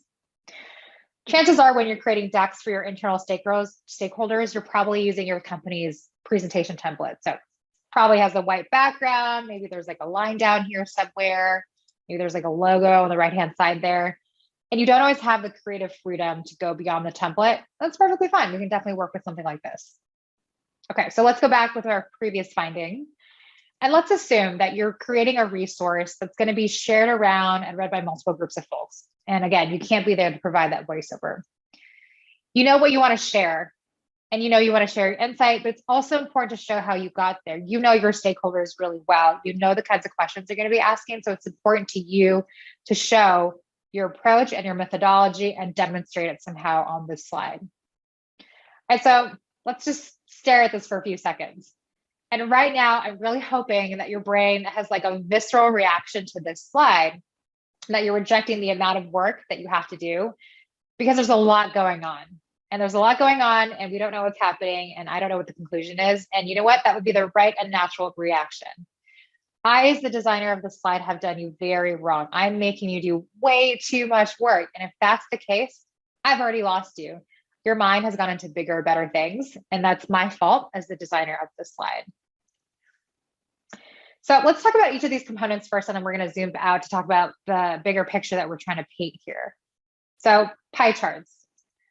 If I were to ask you what industry has the biggest slice here, you can probably very easily tell that it's probably like the orange slice there to the left. And it's probably hard to tell which color that matches up within the legend. So maybe you do something a bit like this to make it a little bit easier. Okay, so we've added some labels, we made it a little bit bigger. So looks like media takes up the biggest chunk. But if I were to ask you about the second industry or the third, can you tell me which one it is? Maybe it's health, maybe it's food and beverage. And actually, it's construction. And the thing with pie charts, though, is that it's generally difficult to read and to have a good comparative understanding between each of the different slices. And that's why I avoid them. Pie charts don't do a great job telling the story. And here's the second thing about this chart. I mentioned earlier that every decision in your visual needs to be intentional, that the presence of a design element has to have a purpose, and even the absence of design elements is also intentional. So what's the purpose of this 3D element here? Does it help you tell your story somehow, make your point stronger? I mean, not really, right? It's kind of distracting. It's an additional visual component that our brain has to process, and it adds nothing to the story or the point that you're trying to convey. An additional barrier for our audience to overcome. And so it's hard for us to internalize the argument when we're being distracted by this 3D element here. So there's no reason why it needs to be here. And on that point, it's the same thing with shadows, right? They add an additional layer, but it doesn't contribute anything to your story. All right, so we're going to change this into a bar chart. It's much easier to tell, right? Media, clearly the first, and then you can see that construction is the second. But let's stay in bar charts for a second. You remember this bar chart from before? Let's zoom it out a little bit. All right. Now, we said goodbye to 3D before, so let's get rid of that. Great. Okay, what about these colors? And if you're thinking that they're another visual distraction, I would agree with you. These colors have no purpose. I mean, here you're talking about the distribution of revenue for the organizations that you've interviewed, but I don't know, is red good or bad? Is it supposed to indicate something to me? And if the answer is no, that these colors serve no purpose, get rid of them. Okay, better. Now, what else is distracting or unnecessary in this chart? In other words, what else can we get rid of because it adds nothing to our story? Well, do we need this color gradient here? And I see this on a lot of decks with gradients kind of being thrown in and out because they can, but what purpose does it actually serve? Are we trying to say that because it's a gradient, that something fades in or out, or that it transitions from maybe one state of being to another? Not here. And yeah, it is another visual distraction. So let's get it out. All right, we're almost there. What else? So if we take a look at these horizontal lines, now you could argue that we need these to match them up with whatever's on the y-axis. But I'm not sure that you do, right? Doesn't this feel much cleaner? Like you can still tell that this $50 to $100 million bucket represents the majority, followed by the $100 to $250 million bucket. But is it really important to your main point, AKA that you should be targeting a different persona, to know if there were 6 or 7 respondents that were in the $100 to $250 million bucket? No, right? And what we're trying to do is to focus the attention of our viewer on the stuff you want them to focus on. Debating the nuances between these numbers just serves as a distraction. When you're there to guide them, which entails getting rid of anything that doesn't support them in that journey. And if you wanted to highlight a certain bar, you can just, make it a different color like this and probably have a call out as to why you singled this bar out. Okay, let's go back to this. These borders, around the bars. Do you see them? That's a blue little border around each bar. Unnecessary, doesn't really add anything. We'll get rid of that. All right, now there's one last thing that we'll need to do. Consistency is really important in our presentations because what we're optimizing for is the shortest route for your audience to get to where we want them to go. If we've been consistent in our formatting, our color schemes, our text and such, and then we all of a sudden change that up on them in our presentation, it's going to be a little bit of a jarring moment for them, and it's going to distract them to the intentiveness that they had to your story. It might even be like a subconscious moment where they're probably not even realizing they're distracted, but it's still taking brain calories from them, which is not what we want. So specifically in this example, I'm talking about this and this, different fonts. It's a small detail, but it really matters. And if I'm looking at this presentation, I would notice that the fonts are different. And in those 2 seconds that I'm sort of trying to reconcile around why those 2 fonts are different, I would have, and not intentionally, tuned out to what it is that you're saying or whatever else is on the slide. And it's going to take me a few more seconds to get back on track. And in those few precious seconds, I might have missed out on something really important that either you were saying or whatever else is on the slide that you might want to direct my attention to. All right, so we're going to fix that. And let's get back to this slide here. All right, for now, we're going to ignore the bottom half of this slide. We've now got 2 bar charts, and that's okay, but let's question this a little bit. Sometimes, and again, I fall into this trap too, let's say you and your team have invested so much time and energy into this research, you've been comprehensive, your approach has been amazing, and it's been thoughtful. And I mean, you've worked super hard for it and you want to show it. The problem is that sometimes showing your approach and different slices and cuts of the data and how you collect that data doesn't always add to the story, nor does it help your viewer grasp what it is that you're trying to say. And so, for example, if your key point, right, is that we have a new target persona that we've been missing this entire time, and targeting this persona is going to cut down our sales cycle, and it's going to get us to that win much faster. Why do I need to know about the revenue makeup of the companies that you interviewed? It's one of those like secondary questions that might come up when your stakeholders are really digging into your research, but the likelihood is that they're more anchored on this new persona that you're recommending that they've been overlooking this entire time. And so this is one of those charts that you can just slide into the appendix in case your readers are curious. All right, so we're going to get rid of that. We're going to bring these back. Now, there's a really interesting finding here that's buried in the slide. And let's say you're planning on covering it like so, and you're saying that those who work in media are very stressed out and they don't have the corporate support they need for their well-being, hypothetically. And again, none of this is based on actual data, and I'm not making any claims on any specific industry whatsoever. Now, okay, this is definitely a great insight. Prior to this, hypothetically, we hadn't really focused on industries before. And now you, as a product marketing expert, you're saying that you're sharing a key piece of data that is really going to make a difference in our go-to-market strategy. And it should also be a key takeaway, right? The way that this is represented right now kind of makes it seems like it's like a sub-bullet of a main point of what you want to say. And so the way that you visualize your main point should really mirror just how big of a deal it is. So focus your audience's attention accordingly. All right, the other thing about this slide is that we want to make it logical to how we think and how we ingest information. So let's kind of move these things around so we have the right chart under the right main point. We're going to make some adjustments here. All right, and then let's fix our fonts really quickly. And then we're going to make these rows a little bit less dizzying. All right, and a little bit more focused. Now we want people to understand why we're making the recommendation, right? So we can make it super obvious. We could draw a box around it like so. We can bold it, do a number of things, but we really don't need both the box and the bolding. And I already know that as a viewer, like you want me to focus and look at this bolded thing. So the box is just extra. All right, so getting rid of that, let's fix the formatting a little bit. And then add some context on the left-hand side there. So we're not, since we're not there to provide the voiceover. Okay, we're gonna pause in the top half. Let's address this bottom half. Both of these visuals of data support a recommendation around going after the media industry. So let's make that recommendation clear and put a headline there. So a quick note on alignment.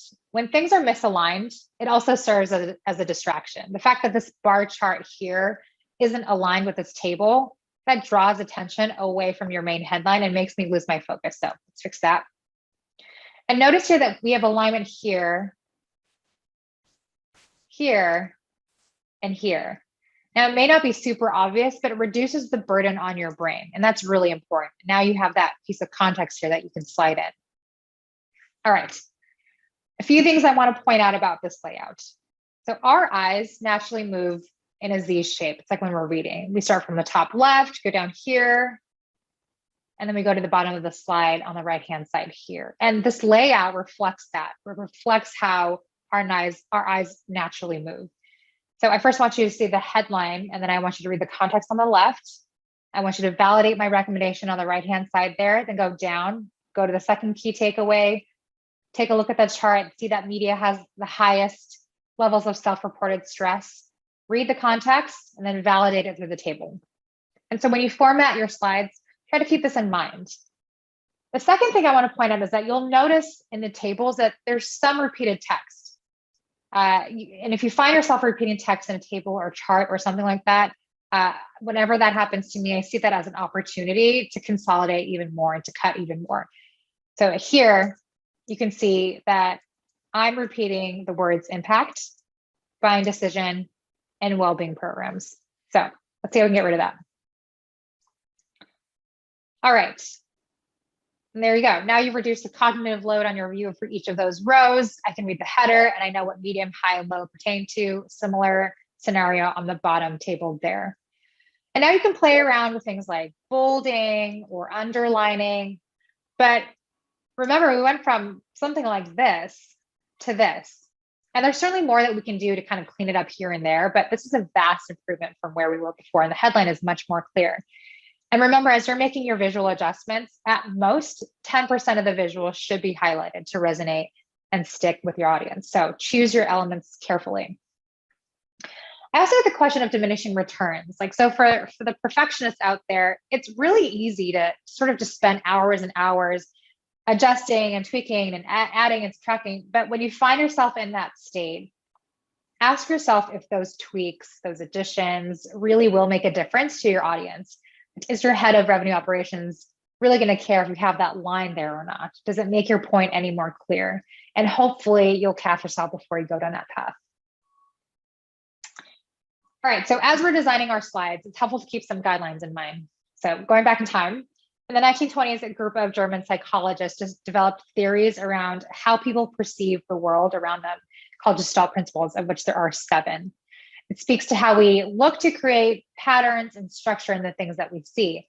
And we as product marketers can use these to our advantage when we're trying to convey our go-to-market strategy, our recommendations around messaging, our segmentations, and when we're trying to persuade our audience why our strategy or whatever it is that we're presenting is the way to go and why it makes sense.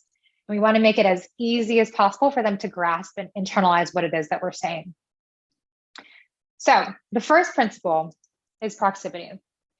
If we look at something like this, we automatically assume that those triangles that are grouped together on the left are probably related because they're closer together versus the triangles on the right. That's one, proximity. Second, similarity. Going back to the triangles, if I change a few of them to circles like this, now you automatically think that, okay, the circles are somehow related to each other and the triangles are also separately related to each other. It's not something that I had to like write or state, right? You just know that instinctively because those visual cues are there. Okay, third, enclosure. So objects that are physically enclosed together are most likely part of some sort of group. They're somehow related to each other. And so these triangles that we saw earlier, if I enclose them like this, and then we would assume that those 3 triangles on the top there are related to each other and that the bottom 2 are separately related to each other. That's enclosure. Fourth is closure. So I think this one is probably less relevant to the kinds of slides that we'll be developing, but the principle of closure states that when we look at a complex arrangement of visual elements, we try to look for a pattern that we recognize. And so some very common examples of these in practice are like the NBC logo. It's not there, but we kind of see a peacock, right? Or the FedEx logo. It's not actually visually stated, but we see an arrow within the EX. On the very right-hand side, I don't have to tell you, but you probably know that there's like a circle there somehow, even though the shape itself doesn't exist. So that's closure. Right, on to the fifth, continuity. When we look at objects, we try and seek the smoothest path and naturally create continuity between objects. And so our eyes naturally follow a line or a curve. And so when we want our audience to stay focused on something, it's better to put it all in a line to make it clear that they're all related. So something like this. 6, focal point. So this one is actually very important. And this is where we can strategically use contrast. If I have something like this on the slide, and I want you to focus on the flavor, I could do something like this, right? And your eyes immediately gravitate towards that because there's contrast. I'm focusing your eyes on cookies and cream. And so as you design your slides, what is the thing that you want to convey? What is it that you want your audience's eyes to gravitate towards? And in this example, contrast is our friend. And when does contrast not become our friend? Something like this, right? Too much contrast, there's too much going on. I have no idea what to pay attention to. Nothing stands out. All right, 7. Figure ground. This one is probably less applicable for us in terms of slides, but just to go over it, figure ground is the state in which we perceive elements as being either objects of focus or in the background. And it usually kind of works through the use of positive and negative space.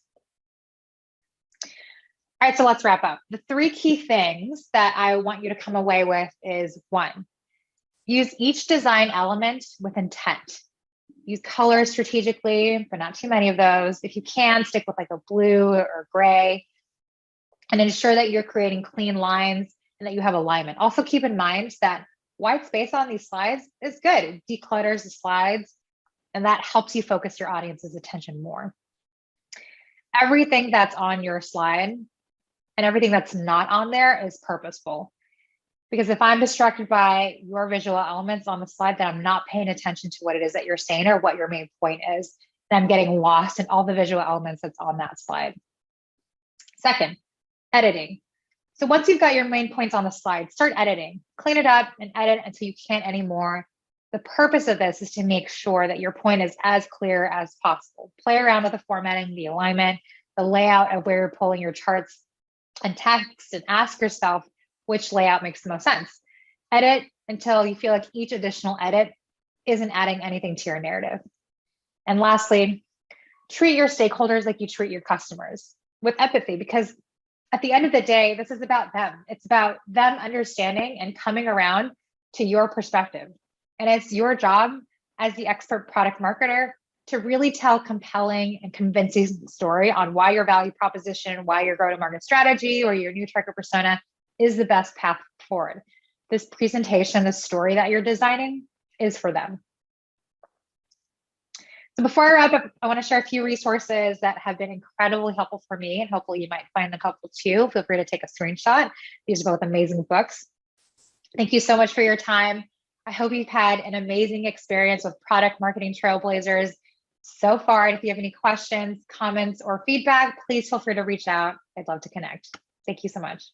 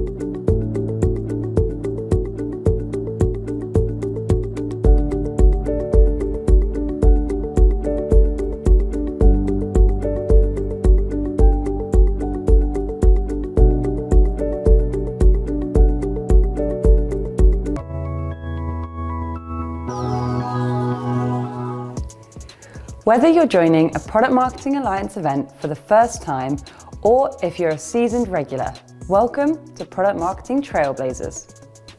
We have an awesome selection of innovative content lined up for you this week.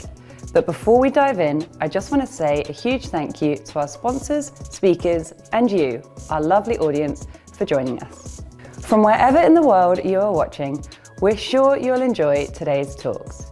To get the most out of these sessions, please ensure you're sharing your feedback and asking your questions in the comments section for our speakers to answer. Each of the recordings from today's sessions will be added to our on-demand library. If you aren't already, then why not become a PMA Pro member and benefit from unlimited access to exclusive templates, frameworks, and our entire library of video content from all our events. So with all that to come, let's dive right in.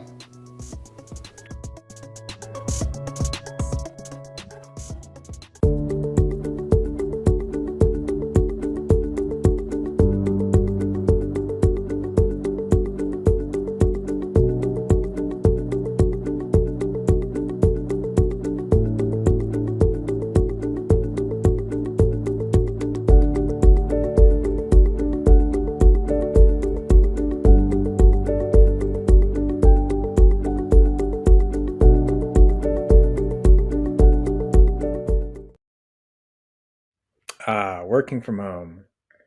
Time to make some progress on this blog post. What's this? Account executives, do you have healthcare case studies? No, of course not. Proof points about how we're different, better than competitors? What's wrong with the sales team? ROI stats for the website. Man, positive reviews on G2. Hello everybody, and welcome back to Product Marketing Trailblazers. We've got another awesome live session for you now. I am joined by the wonderful Candice Carlson and Megan Sullivan from Google Cloud, and they're going to be talking about how you can establish a successful co-marketing partnership between product marketing and customer marketing. So welcome Candice and Megan, over to you. Awesome, thanks Rose. So hi, everyone. We are so excited to be here today, and thank you, Rose, for having us and inviting us. My name is Candice Carlson, and I lead our retail industry team here at Google Cloud, which is part of our product marketing organization. And that basically means that I spend a ton of my time thinking about how our retail industry could leverage cloud capabilities, how we should be telling stories, and really working closely with Megan Sullivan, who I will pass it over to introduce herself as well. Thanks, Candice. Thanks, Rose. Hey, everyone. Like Candice said, I am Megan Sullivan. I am on the customer programs team here at Google Cloud, and that is a part of our greater product marketing organization. And what the customer programs team does is we work with our customers on how they can tell their stories about how they're solving for their own customers' biggest challenges with Google Cloud products and services and solutions. So we partner really closely with the greater partner marketing organization to be able to do that and share our stories and our go-to-market strategies through the lens of our customers. So really what we want to do today is talk about the importance of the partnership between the customer programs organization, the customer reference manager, i.e. me, and the product marketing organization and industry marketers like Candice. And what we hope to do now is kind of dig into some of the things and the key themes that are really important when it comes to this partnership.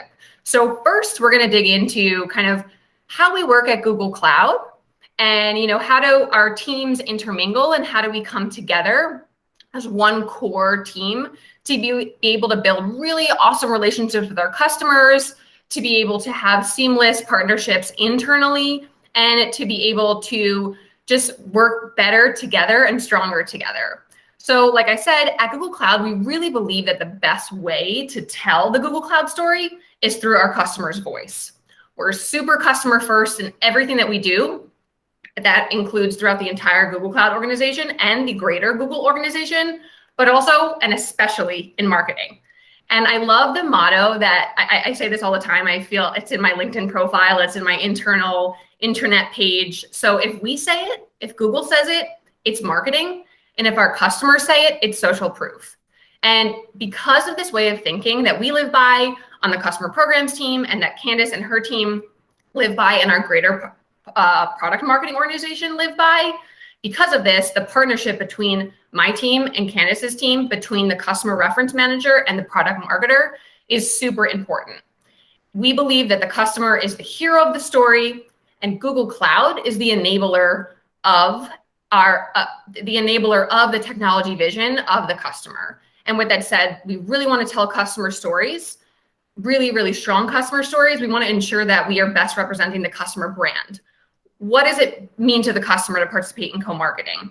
What's important to them? What are their goals and objectives? And then we'll insert our own go-to-market strategy and messaging into the greater customer stories. The customer reference manager, my team, we like to say that we're the customer empathy experts. We're the subject matter experts, the SMEs for the customer. And then the product marketing team, the industry marketing team, Candace's team, they're the product and industry SMEs. So we really rely on each other to successfully launch products, announce partnerships with customers, and build super fans of Google Cloud. And Candace and I and the PMM team and the CRMs respectively have always have aligned goals. We have, this really gives us and the customer the best possible experience. And it also creates a really good internal experience for our teams working together and tackling big projects, small projects, and everything in between. And over time, we've really created a partnership and a process that works well for us, but that can also scale for other internal teams across the PMM organization. We always begin with making sure that we're solving the needs of the industry and then solving the customer reference needs. And then of course, and most importantly, the needs of the customer and telling their story. And then we can hustle to include all the other internal stakeholders that need to be a part of the project if we want to successfully execute content or an event or a launch, like I said before. So yes, it's super important that we work together and that we have aligned goals and objectives from the start. And working in silos just doesn't work when it comes to the PMM CRM partnership. And I know the first thing that comes to mind when I think about working in silos is bad experience. Bad experience for me internally and Candace internally and her team, but also a bad experience for the customer. So we really want to avoid that. And what I want to do is kind of let Candace talk a little bit more about what comes to mind when we're thinking about overcoming silos and avoiding those scenarios where our goals and objectives aren't aligned and we're stuck in those siloed buckets. Yeah, thanks, Meg. I think, as we were kind of talking about this session and what's important to share with the community overall, of course, we want to paint rainbows and unicorns and make it sound like everything's always great. But the truth of the matter is, especially at a company the size of Google, there are a lot of silos internally and then sometimes externally on the customer side as well, depending on who we're dealing with. So it probably, is fair to kind of say, what do we mean by silo? When we target a customer story, there's a lot of teams involved. It's us usually, which is great, and we're normally in sync, but we also have other teams within Google. So think of solutions teams, other product marketing teams. We have sales teams and account teams that are involved. And while everyone has the same intent, we'd like a customer story to be live, we may not all have the same goals or measures of success. I think, when I think about industry marketing and product marketing even, it could be that I'm interested in a customer telling a holistic transformation story about the industry, but they're using a certain product, and maybe the product marketer that I'm working with really wants that individual product and those technical nuances to be called out in the story. So we have to sync and communicate together to make sure that before we go to the customer, like in the brief, that we are showing up with the same intent and appearing like we work at the same company. Like that's always helpful, right? And I think, I would just add here that in my professional and personal experience, I think it's highly likely, like 99.9% likely, that everyone has good intentions. And so if we can just ground ourselves in that thought with how we're working internally, with how we're building partnerships, I think it can go a long way. And even though we have intense goals, even though, the pace at which we're working is very high, if we can just take a moment to be human and remember that we all have probably similar goals and needs, I think we can get things done faster. So how do we overcome these silos? Like Meg, I'd love for you to chime in, but I think really over communication, which can feel a little bit exhausting and almost a little bit basic. But ultimately, we have to be talking constantly, and we need to sync and be aligned before we are in front of a customer. And I think, Meg, that's one thing that I appreciate. I hope you do too. We're IMing constantly. If there's something, if a customer sends us something and we need to respond, we sync together and we IM and chat and say, I think I'm going to say this. What do you think about that? And that just helps make sure, that we're aligned. I don't know, Meg, if you have any thoughts on that. No, absolutely. I think that one thing that's really great, I'll single out our partnership first, right? Is just that we approach the customer aligned together. We think internally first, and then we approach the customer. I think this is a great lesson learned across any type of approach to external communication to a customer. In sales, when you have a sales pitch, you want to think internally first before you go to kind of try to sell a product or service to a customer. You can't just roll up without doing any research and, kind of doing any prep work in advance. And I think the same thing goes for marketing, right? I think we want to be able to show our best foot forward for the customer and not confuse them, right? And we also don't want to have to, especially in this digital world, the less meetings we have to have with the customer, the less emails back and forth about, oh, wait, can you add this one more detail? It's not very clear to me. So if we sync internally first, not just between the two of us, but all of the other internal teams that are a part of the ask or the request to the customer, we're going to make it a good, like I said before, good experience for the customer. They're not confused. They're excited. They truly understand the request, but also all the internal teams, the product team, the industry team, maybe the solution team, they're all going to get their request ticked off and their messages told because the customer is fully on board and understands the request. So I say, I would also say, Meg, not to dance around the subject, because I think sometimes even myself and my team, we'll roll our eyes when we have to fill out the brief, the dreaded brief. But to be honest, that document it aligns us, it makes sure we have the right stakeholders involved, and it just helps us feel a little more buttoned up internally when we are going in front of a customer. And, we've had projects, we'll actually share a little bit about one later, but we've had projects where it's a brief to pitch them, a brief for this part, a brief for that. And it's oh boy, just do the paperwork though. I feel like the due diligence and the discipline to just take the time to put the thought into what we're really asking of this customer can go a long way. And I think, to pivot kind of to our next topic of conversation, Meg, right? We talk a lot about what's in it for the customer. And I think I'd just love to kind of segue to you to chat a little bit more about that. Yeah, absolutely. And I think that this is really important for the customer reference managers. We live and breathe this, right? This is why our organization exists. So we like to say that we understand this really well, but we like to over communicate this to the internal stakeholders. And I hope a little, some of us today learn a little bit more about what are the benefits for the customer. Because if we understand this, then we can understand how to communicate to them. We want to speak their language. So if we understand what's in it for them, what are the benefits, what are we going to build with them, it can just help us to build more super fans and super advocates that will tell our product stories, that will tell our industry stories. So I'd like to say that there are tangible and intangible results, right? Qualitative, quantitative. We all have qualitative metrics and quantitative metrics, and the same thing goes for benefits to the customer. But before we dive in, I really want to kind of lay out, what are the core tenets to customer advocacy, and what is the most important thing. I said this before, right? Customer first, to deliver an exceptional customer experience, right? Not just the sales organization or the PSO organization, the marketing organization must deliver an exceptional customer experience because it has to be consistent across the board. And we, the marketing organization, product marketing and customer reference, we don't want to be responsible for creating a bad customer experience, right? Leave that to a different team, right? We want to have best in class experience with the customer. And also we want to make sure the customer voice is in everything that we do. We want to listen though to the voice of the customer, right?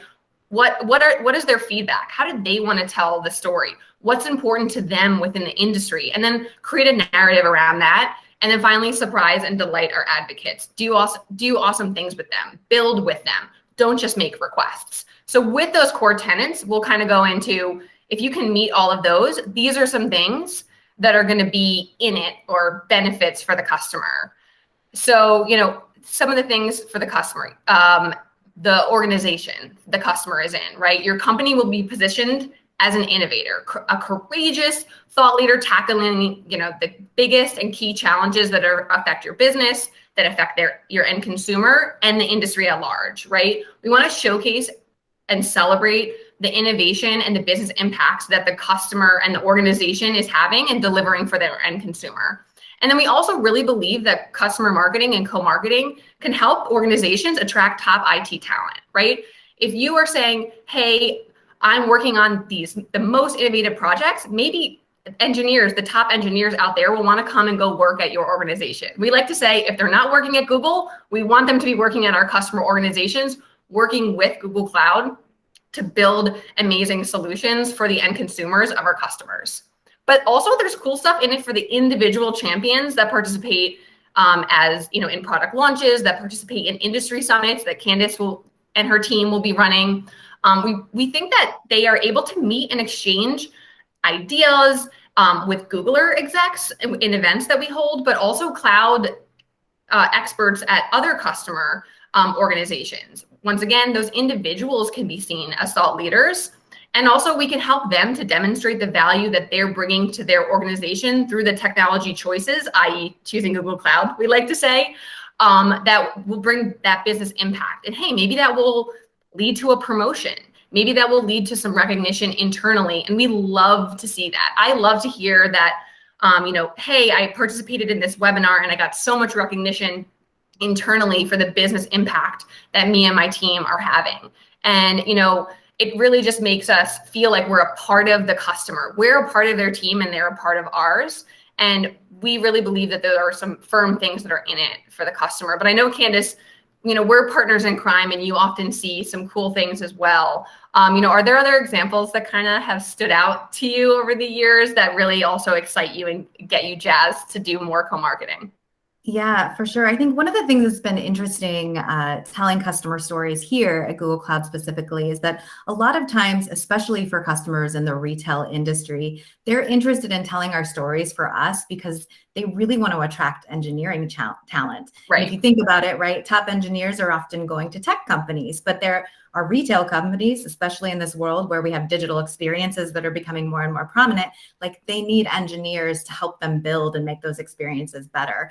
So I think, I think it would be okay to share that companies like Macy's, Ulta, and Shopify, like they would be okay with me mentioning that the way we tell stories together is really helping them highlight and show the cool projects that their teams are working on, the amazing impact that working with Google Cloud and really just cloud in general, right, is helping their business achieve. And I don't know, that's really fun to see and really fun to hear. And, sometimes I've had times where like at the end of a session, a C-suite says, and by the way, we're hiring X number of engineers today. Yeah. And you're like, okay, go ahead. Like, I think that's great to share. I think the other thing I'd just add just on this front, right, is that we really pride ourselves on being easy to work with. And it's really the best compliment with coming out of a session when somebody says, that was fun, or that, that was a good experience, like to your point. And I think that we can't dismiss the thought that if this feels hard and if this feels like, oh, I did it because I had to, we probably aren't going to extend that relationship with the customer, and we're probably not going to be able to continue to tell their stories. And so how do we just represent the best of working with Google, I think is what we try to do every day. Yeah.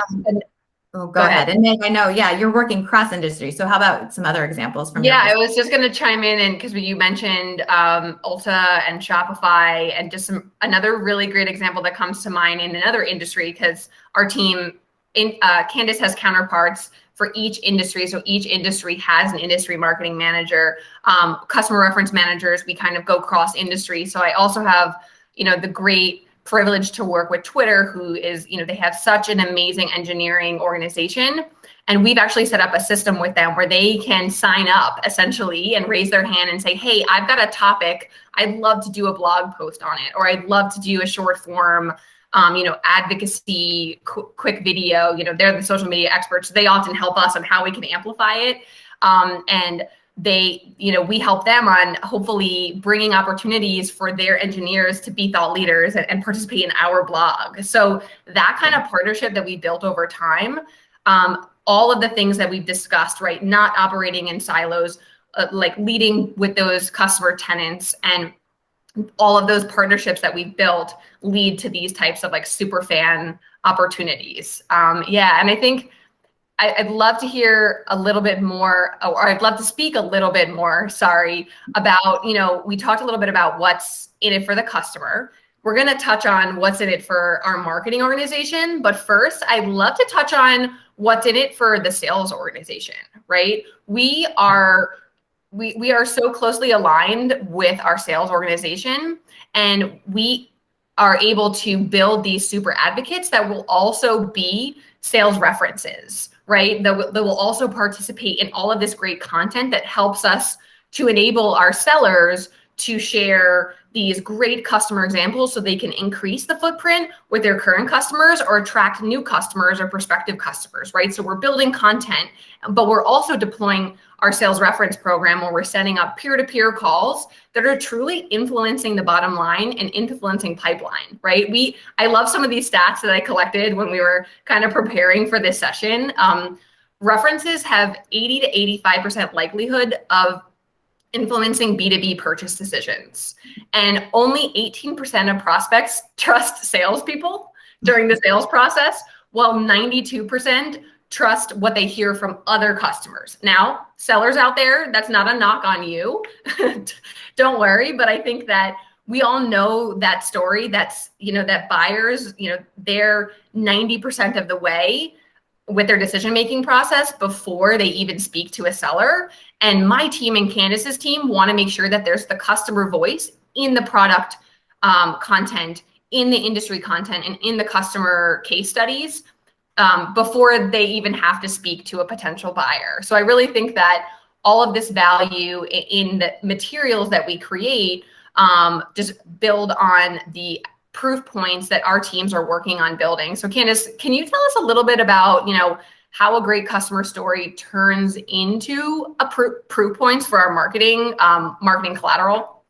Yeah, I mean, I kind of feel like this is the whole point of the whole topic, right? Yeah. And we've said it a few times now that if we say like marketing messaging, awesome, needs to be succinct, needs to tell the story. But unless we have a customer that's also willing to tell that story with us, it doesn't have, it can land a little flat and maybe not have as much impact. And I think what's been fun for us over the last few years, I think, is, with every big moment, with every launch that we're thinking about, we're also thinking about who is the customer or customers in a perfect world, if we're there, that can tell this story with us, that can share the problem that they were solving, and most importantly, right, the business impact that they saw because they worked with us. And, I think, I'm not saying that this is anything new, right? I think we've always thought of this in product marketing, right? Like we need to have customers to tell our story, but I think making time and space to get the right customers, to give them time to tell the story, requires discipline on our side. And I'd love to tell you that, my 2022 plans are all baked and I know exactly what's going to happen. I don't yet, but Meg and I have already chatted about the big moments that are happening next year, the ideal customers, based on what we're seeing so far, that we would tell that story with, because we know that, we can't ask. There are some customers that we can ask for a quick turn with because we're close with, but for the most part, they need time. They need their own PR and comms and legal to be involved and to review and approve things. And so how do we really make space for all of this? And then I would just share too that, one thing that I think we're still learning to get the motion in place, but everyone loves the big brands and the big stories. And those are really important, but there are great business impact stories and great stories out there from some of our smaller customers and smaller brands. So really figuring out how do we, one, understand where those stories exist, whether that's alignment with our sales team having a nice request process, right? There's all sorts of mechanics behind that, but making sure that we are giving space to some of the mid and smaller size companies to also tell their stories and not just getting hung up internally on only having big brands to highlight and share, I think is something that we constantly talk about and work towards as a team. Meg, what do you think here on this topic?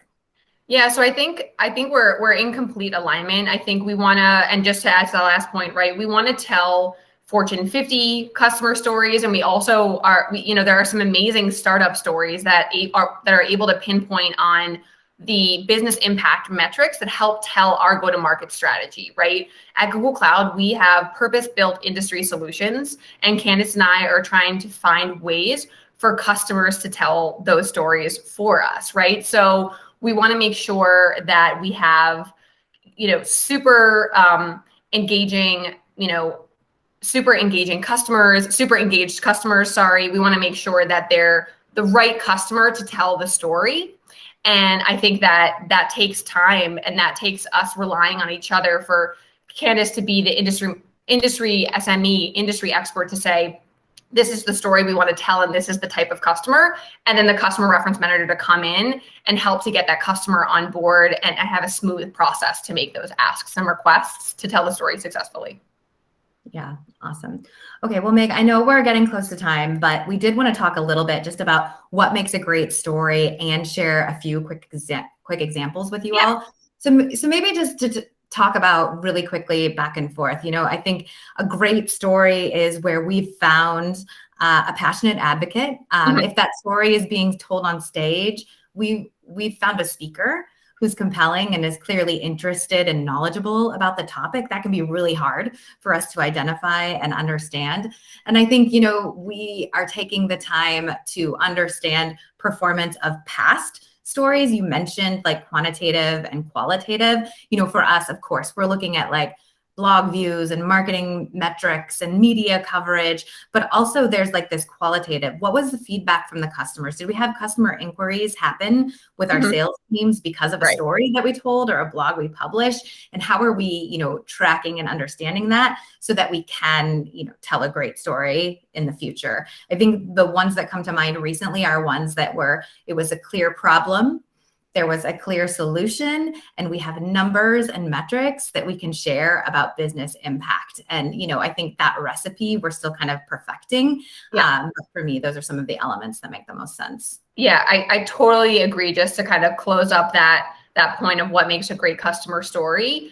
We all love business impact metrics. We all know a classic case study has problem, solution, results, right? But something that we always like to remember on the customer programs team, and then we partner up with the PMM team to make sure we're driving home, is, starting with the why. People don't, I love the quote, people don't buy what you do, they buy why you do it. And then the rest comes after. So we start with the why, the purpose, right? And then exactly. And then we move on to the how, like the process, the actions, the products, the solutions. And then of course we move on to the what, the business impacts and the results, because we all want those amazing metrics to showcase like the products that we're launching and the industry solutions that we're building are really driving and moving the needle for our customers. So yeah, let's, if we can, and I know we could squeeze it in with a little bit more time before Q&A, kind of go over some examples that we're really, really proud of that we worked on together. Yeah, I think most recently, so we call this Cloud Confessions. It's a recent campaign that we launched in July. And Meg, for me, this was a really fun one for a couple of reasons. First, we got to work with fantastic brands. But second, we really had conversations with leaders about the fact that things are hard, and that's okay for us to talk about. Like, we don't have to be sugar-coated. We can tell an actual story about topics that are important to us: innovation, AI, store of the future, data, all that stuff. But we had a chance to sit down and say, cool, like you were a leader during the pandemic. How was that? Was that hard? Was that easy? Talk to us about what you do differently. And so I think this one was really fun for me personally. And of course, the fact that people said yes to participate with us. Yeah, exactly. I think what this one was a recipe of just all of the things we covered in the past, aligning beforehand, understanding our needs, the industry needs, the customer reference needs, the needs of Google Cloud, but also understanding the customer needs, and then building a really amazing campaign that was super cross-functional, right? Candace and I worked on it, but there's probably 10 other people at Google Cloud that contributed, maybe more. And then the customers being excited to be a part of it, and a medium that's interesting and dynamic, right? So I think that this was one of the favorites because all of the recipes that we just talked about in the previous slides kind of came into play here. Yep, for sure. And just a few others, I think, to highlight, of course, the Ulta videos, near duty. I think videos in general are always fun and amazing to work on, time consuming, expensive. We haven't been able to do as many on sites, obviously, given the current situation, but I just feel like those can be so impactful and compelling. And then, of course, when we have moments in time, we just did some serious hustling for some Black Friday, Cyber Monday work with Shopify that was really great to see live and to see the response there. And I think that's a mix of technical and business impact that came to life there that was interesting, Megan. I think is a cool example for us to think about as we embark on future stories. I think with both of these, I think we did, how can we deliver on, our promise to meet the goals and objectives of our customers?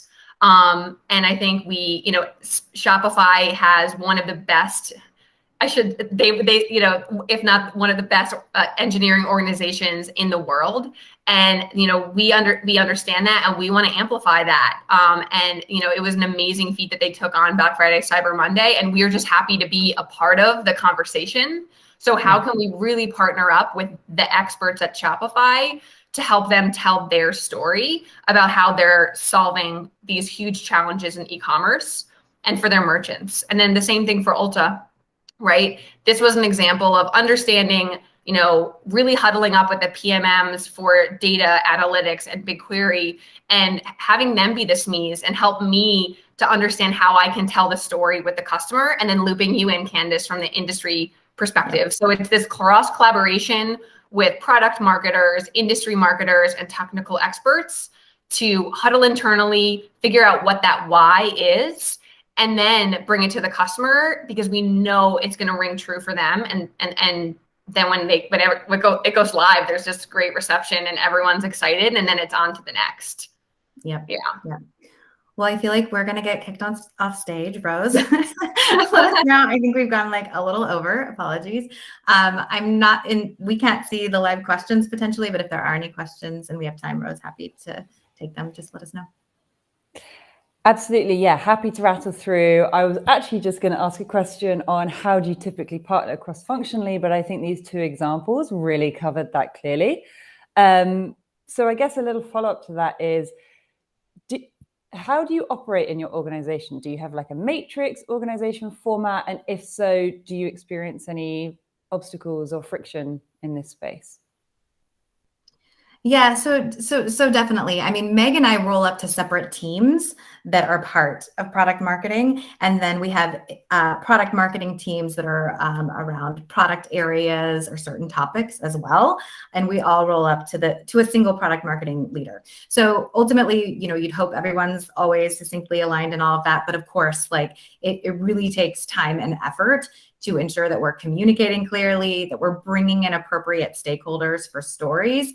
And then outside of marketing, sales teams, account teams, et cetera, we need to make sure that we're not, the last thing we want to do is compromise a relationship with a customer. And so there's a lot of I think these are a little higher touch than normal, right? Because we just want to make sure we're not risking anything by giving a marketing ask, basically, right?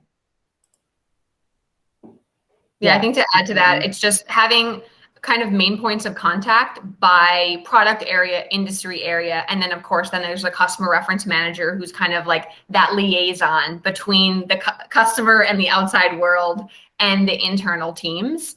And, it's not a perfect science, but what we do know is that we want, I like the hashtag customers everywhere. So with that aligned goal, and also the desire to tell the stories really, really well, I think that helps us to push ourselves to work better together. Yeah, absolutely. And there's a lot of praise in the comments for your definition of what we say is marketing and what the customer says is social proof. And I think that resonates with so many. So really appreciate that little soundbite. Kind of on that, like how you're actually gathering that voice of customer. How do you prioritize customer stories versus sales or call references? Yeah, I think that, so what we have different strategies year over year.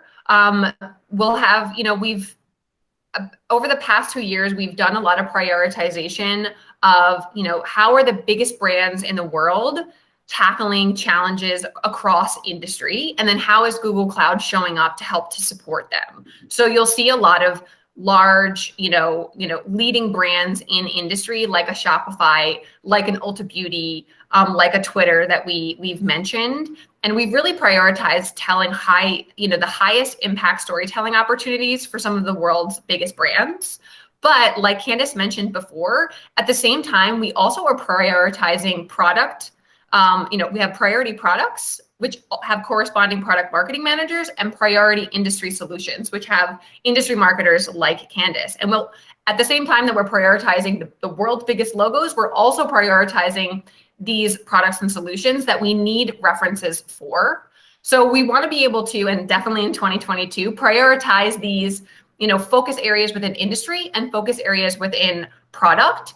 And yes, maybe the world's biggest brands will tell those stories, but also kind of deepening the bench with other, customers that can just truly tell an authentic story that maps to our focus areas.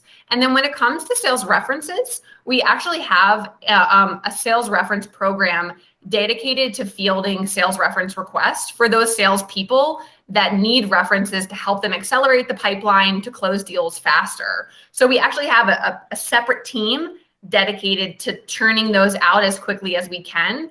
And we do, of course, which other teams may have this, prioritize by deal size or by timeline and things like that. You always have to prioritize. You can't we often get wrapped up in we want to do everything. But I think prioritizing, whether it's by industry, pillar or product, or by type of customer, you have to have some kind of prioritization or you're just going to get lost in the weeds. And Candace, you probably have some insight as well. Yeah, I would say same there. I think the question was specifically around the sales reference component and how that kind of works alongside. So I think you explained that well. But yeah, for me, I think about we need transformation stories, relationships over time, telling the big old story, and then we need use case stories for specific products and solutions, and building out that library, making sure it's compelling, real, and with business impact metrics is really kind of how we try to slice and dice it. Yeah, absolutely. And I know we're running over, but I'm going to squeeze in one last super quick question. Absolutely. How are you managing your customer references? Do you use a specific technology or is this something you kind of cater for in-house? How does that work? Yes. So right now we have internally built, home-built tools, right? We're Google. We love to build all of our tools in-house. So that is what we're using right now. We have a few different, we have Google Form mechanisms, we have Google Sheets mechanisms, and then we have, internal dashboards that are built by Googlers and members of our greater organization. Awesome. Cool. Well, thank you so much. That was a really insightful session. And yeah, like I said, there's a lot of positive feedback in the comments. So hopefully everybody took a lot from that. So thanks again, Candace and Megan, for joining us and for sharing your wisdom. Stay tuned, everybody, as we are jumping straight into the very final session of Product Marketing Trailblazers. We'll be right back. Thanks for having us.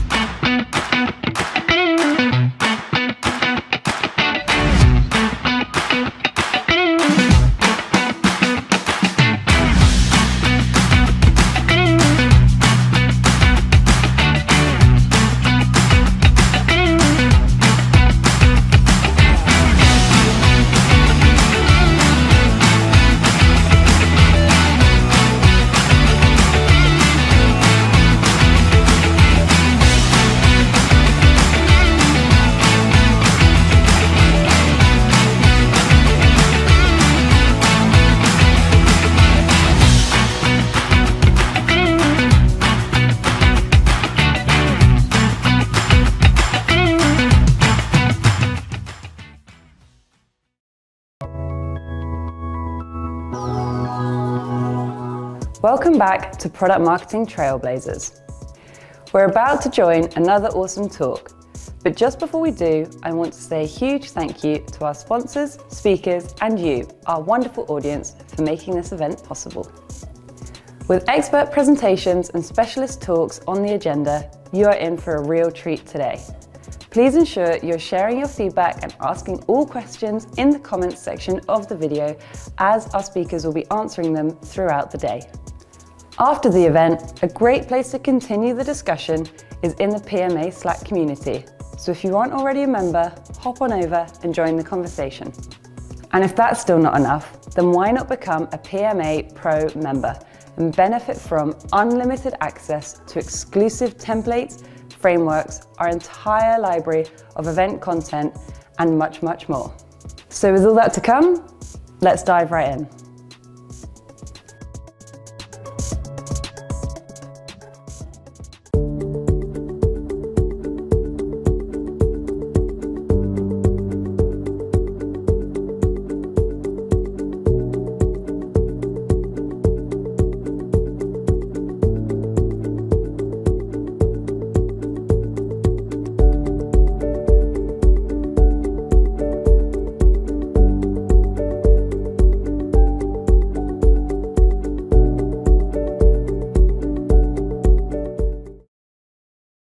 Hey everyone, thank you for joining today. Today we'll be talking about understanding your shared customer mindset.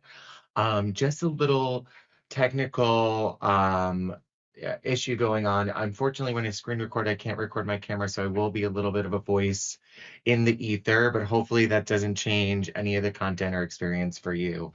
So without further ado, let's jump right into it. So welcome today. My name is Win and I work at Amazon. I work specifically in the team that brings us all of our devices. So we have, for example, Halo, our health and wellness brand, Fire TV, which brings you streaming and content. We have Amazon Luna, which is our gaming. You may have seen recently our robot that we announced, which is Astro, Echo and Alexa, that are smart speakers, and mine just went off, actually. And then Kindle and smart home devices like our smart thermostat. And so this is what I do on day to day to bring things on behalf of our customers to the world. And I'm really excited to be talking to you about customers today, because some of you, if you're not familiar, at Amazon, we obsess over our customers. We have 16 leadership principles, and our first one is about customer obsession, and I have it here on the slide for you, and I'll read it for you. So leaders start with the customer and work backwards. They work vigorously to earn and keep customer trust. Although leaders pay attention to competitors, they obsess over customers. And so I'm really excited again to talk to you about a different way to look at your customer and think about it. It's one of the things that I think makes Amazon so peculiar, is really thinking about who is the person using this product or device and working backwards from that experience to deliver it to the highest standards for them. And so that's why, again, I'm really excited to speak to you about customers and hopefully a way to tap into a new way of thinking about yours. So let's dive into today's conversation. I'm, again, really stoked to be talking to you. And after today, I feel like this is a good little grounding of 3 questions you should be able to answer after today. One is, what is a shared customer mindset? Like, what is that? That sounds like a lot of jargon. Can we unpack that a little bit? And like, we surely will. What is the value of it? Why do you need this? Why should you invest time in figuring it out? And then we'll spend the bulk of our time, because I want to make sure this is really actionable for you, of how do you strategize yours? So how do you think about it at your organization, company, etc. So really simply put, a shared mindset is the connection that all your customers share.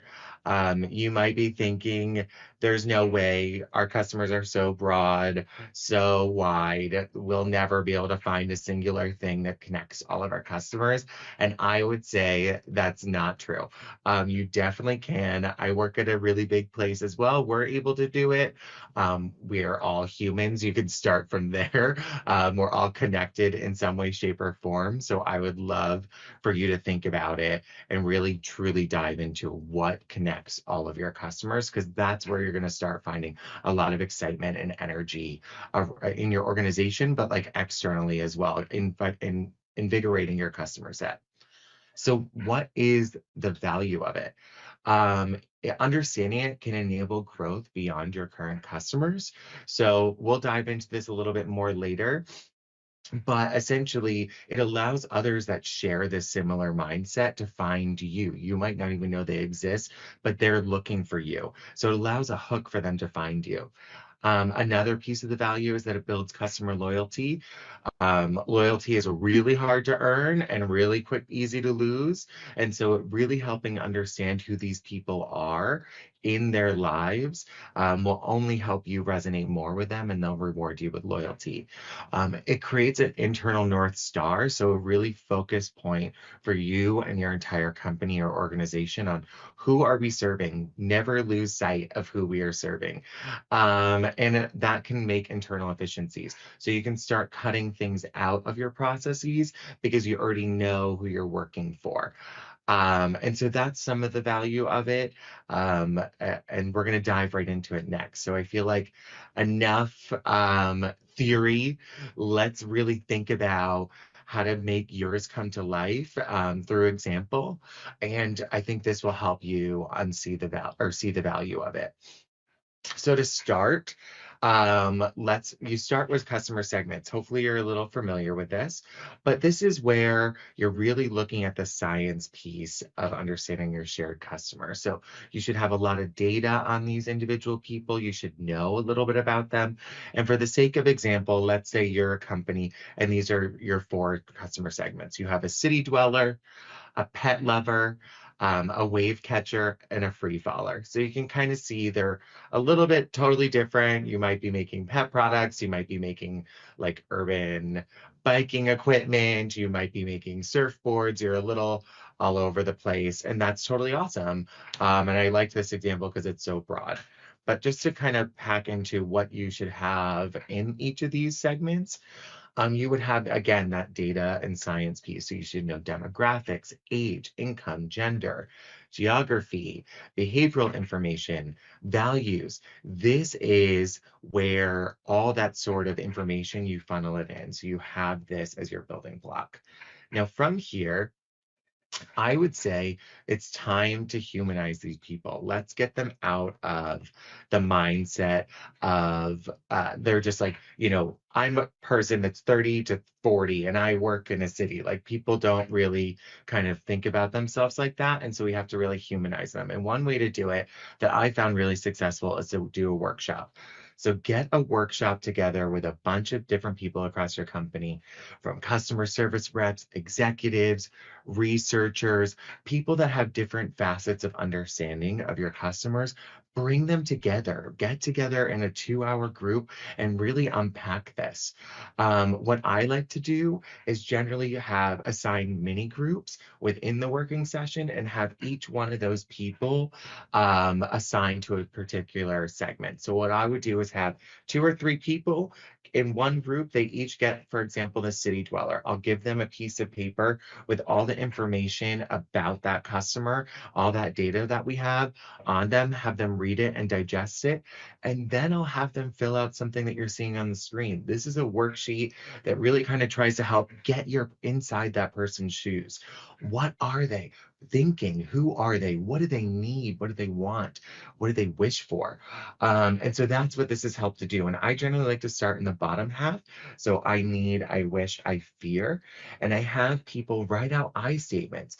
Write out what you need and wish out of your life, personal or professional.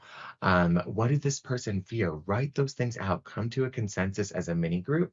You'll see I've delineated between personal life and what they need out of the product. I think it's really easy for us to lean on what does this person need out of this product, service, company. That's not actually where we want to go. Where we want to go is on the left side. So where they want it, what they want, wish, fear out of their personal lives. Because people don't walk around being like, what do I want from company X today? They're like, I need to brush my teeth, get my kids out the door. I gotta get to school. I'm homeschooling maybe. So that's really where they are. And that's where we want to be, because it's our job to figure out where we fit into their lives, not the other way around. And then I have, after the micro group comes together and comes to a consensus, I'm filling out this form. I'll then have them create a full little bio for this person. I'll have name this person, really think about it from their point of view, write an I statements. Like, what would their Instagram bio say? This is where you would tap into that sort of information. And you would come together as a group and report out. So we're Team City Dweller, and we found these things. Have Pet Lover do the same thing, Wave Catcher, Free Faller. Have them all do that work and then report out to the larger group. And then as the larger group, you'll come to a discussion. Say, did anything miss?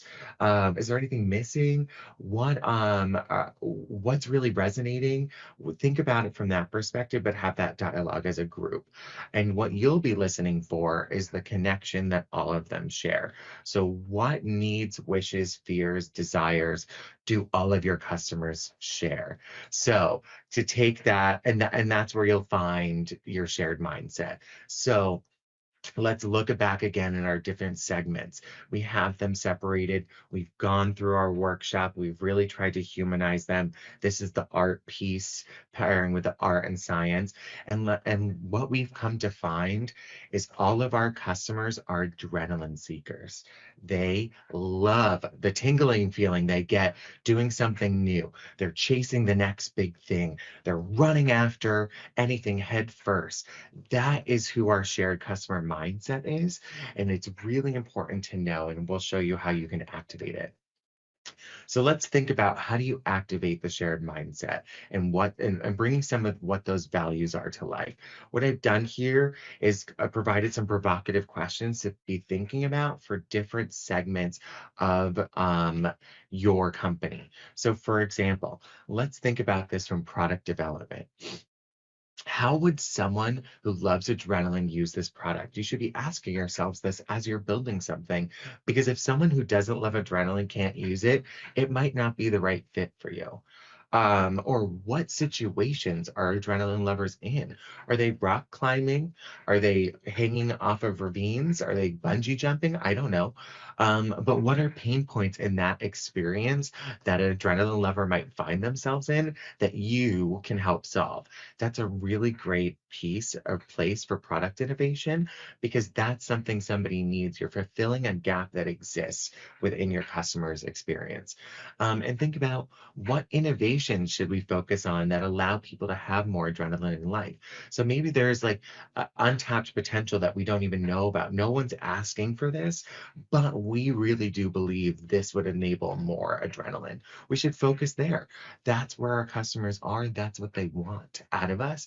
And so think about this from what you're building internally to go out into the world.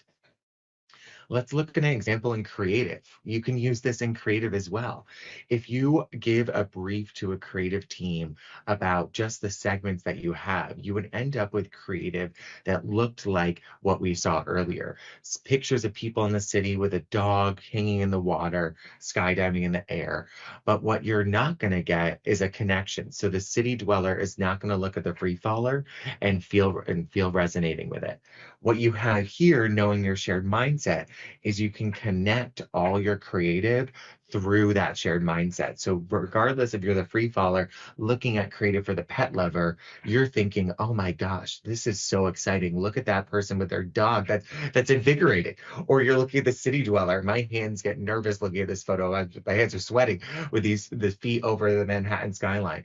This is all about capturing that idea of adrenaline within your segments. So you're now creating stronger resonance across all of your creative, as opposed to one piece resonating with only one type of your customer. So this is another way you should be using it and thinking about it. In marketing, marketing can be expensive. Before you make a big investment, think about what channels are adrenaline seekers active. Are they in magazines? Are they at national parks? Where are they? Are they even online? Like thinking about this and the channels that they're in can help you focus where you can get the biggest return on your marketing, because you want to be where adrenaline people are.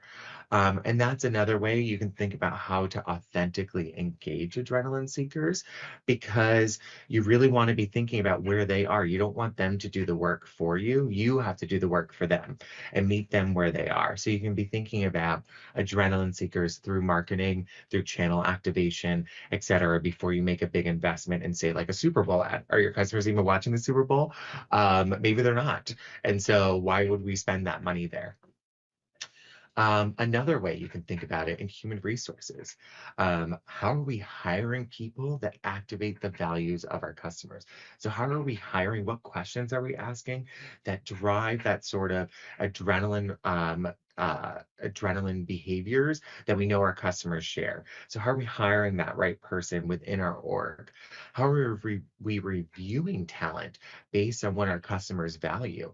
Like, how are we thinking about that review cycle? One of the things that we like to think about at Amazon is mechanisms, not good intentions. Move to accountability structures that drive the behavior that you're looking for. And it's one that maybe your customers do share. What policies should we explore to activate our employee base to live our customers' values? Do we have a get out in the national park day that we all go out together? Because this is something that our customers love. We can really do on the ground research, think about new experiences that are exploring. What are we doing internally to help make our customers shine in their day-to-day lives? And just for you to think about how far this can go, this next example actually I think is a good one to think about as well, but it's a little bit broader. And I brought this one forward because I want you to think really deeply about all the different facets of your company and where this could go. So like, if, for example, in philanthropy, we shouldn't maybe not be supporting an organization that our customers aren't aligned to. So what organizations are about people getting people outside and active? This is just another way to really tap into your customers. What partners do our customers resonate with? And how do we support those organizations deliver on our vision? Are there organizations or nonprofits that your customers are already working with? Should we be there too? And thinking about this purposefully and from a strategic lens will only help prove to your customers that you really get them. You've activated this throughout your whole company, from product development, marketing, creative, policies, hiring, philanthropy. Everything you do shines here. And so before we close, I just wanted to share a couple of parting thoughts that I hope are helpful to you and you can take away on your from this workshop. So the first is, great companies know who they are for, and part of understanding that is finding your shared mindset. You know who you're for and you run after it like with full steam ahead. Second, you can be rewarded with loyalty by understanding who you are for. That also goes by knowing who you're for, you know who you're not for. It's really about being brave and understanding like exactly who your customer is and isn't, and working for the person that it is. And then lastly, always work backwards from them. So start from their experience. How would they use this product? What are the pain points in using it? How do we minimize those pain points? How do we really deliver the best possible experience for them and then deliver it? So you start from them and then you work backwards to deliver that on behalf of them. So I wanted to thank you so much for your time. Thank you to Product Marketing Alliance and Rose in particular for helping organize today. I'm really looking forward to your thoughts. I put my LinkedIn URL here, but feel free to shoot me a message. I'm always looking forward to connecting with others. And so thank you again so much. Hopefully this was a fruitful use of your time. I hope you have a great day. All right, bye-bye.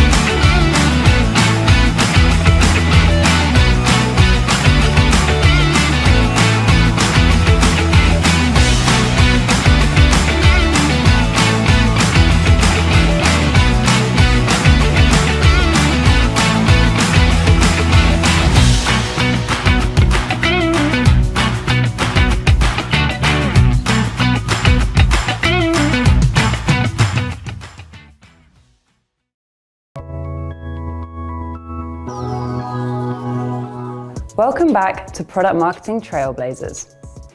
We're about to join another awesome talk, but just before we do, I want to say a huge thank you to our sponsors, speakers, and you, our wonderful audience, for making this event possible.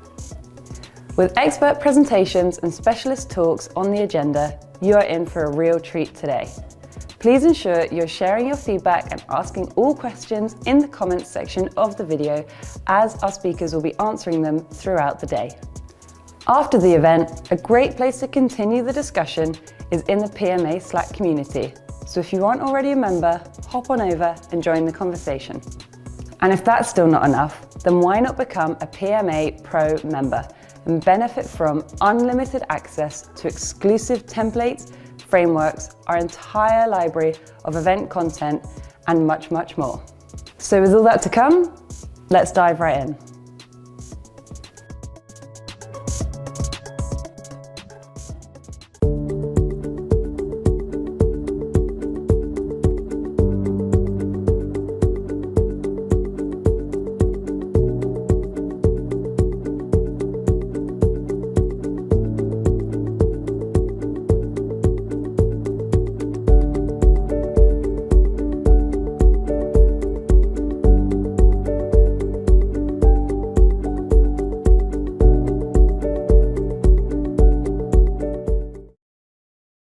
Hey everyone, thank you for joining today. Today we'll be talking about understanding your shared customer mindset.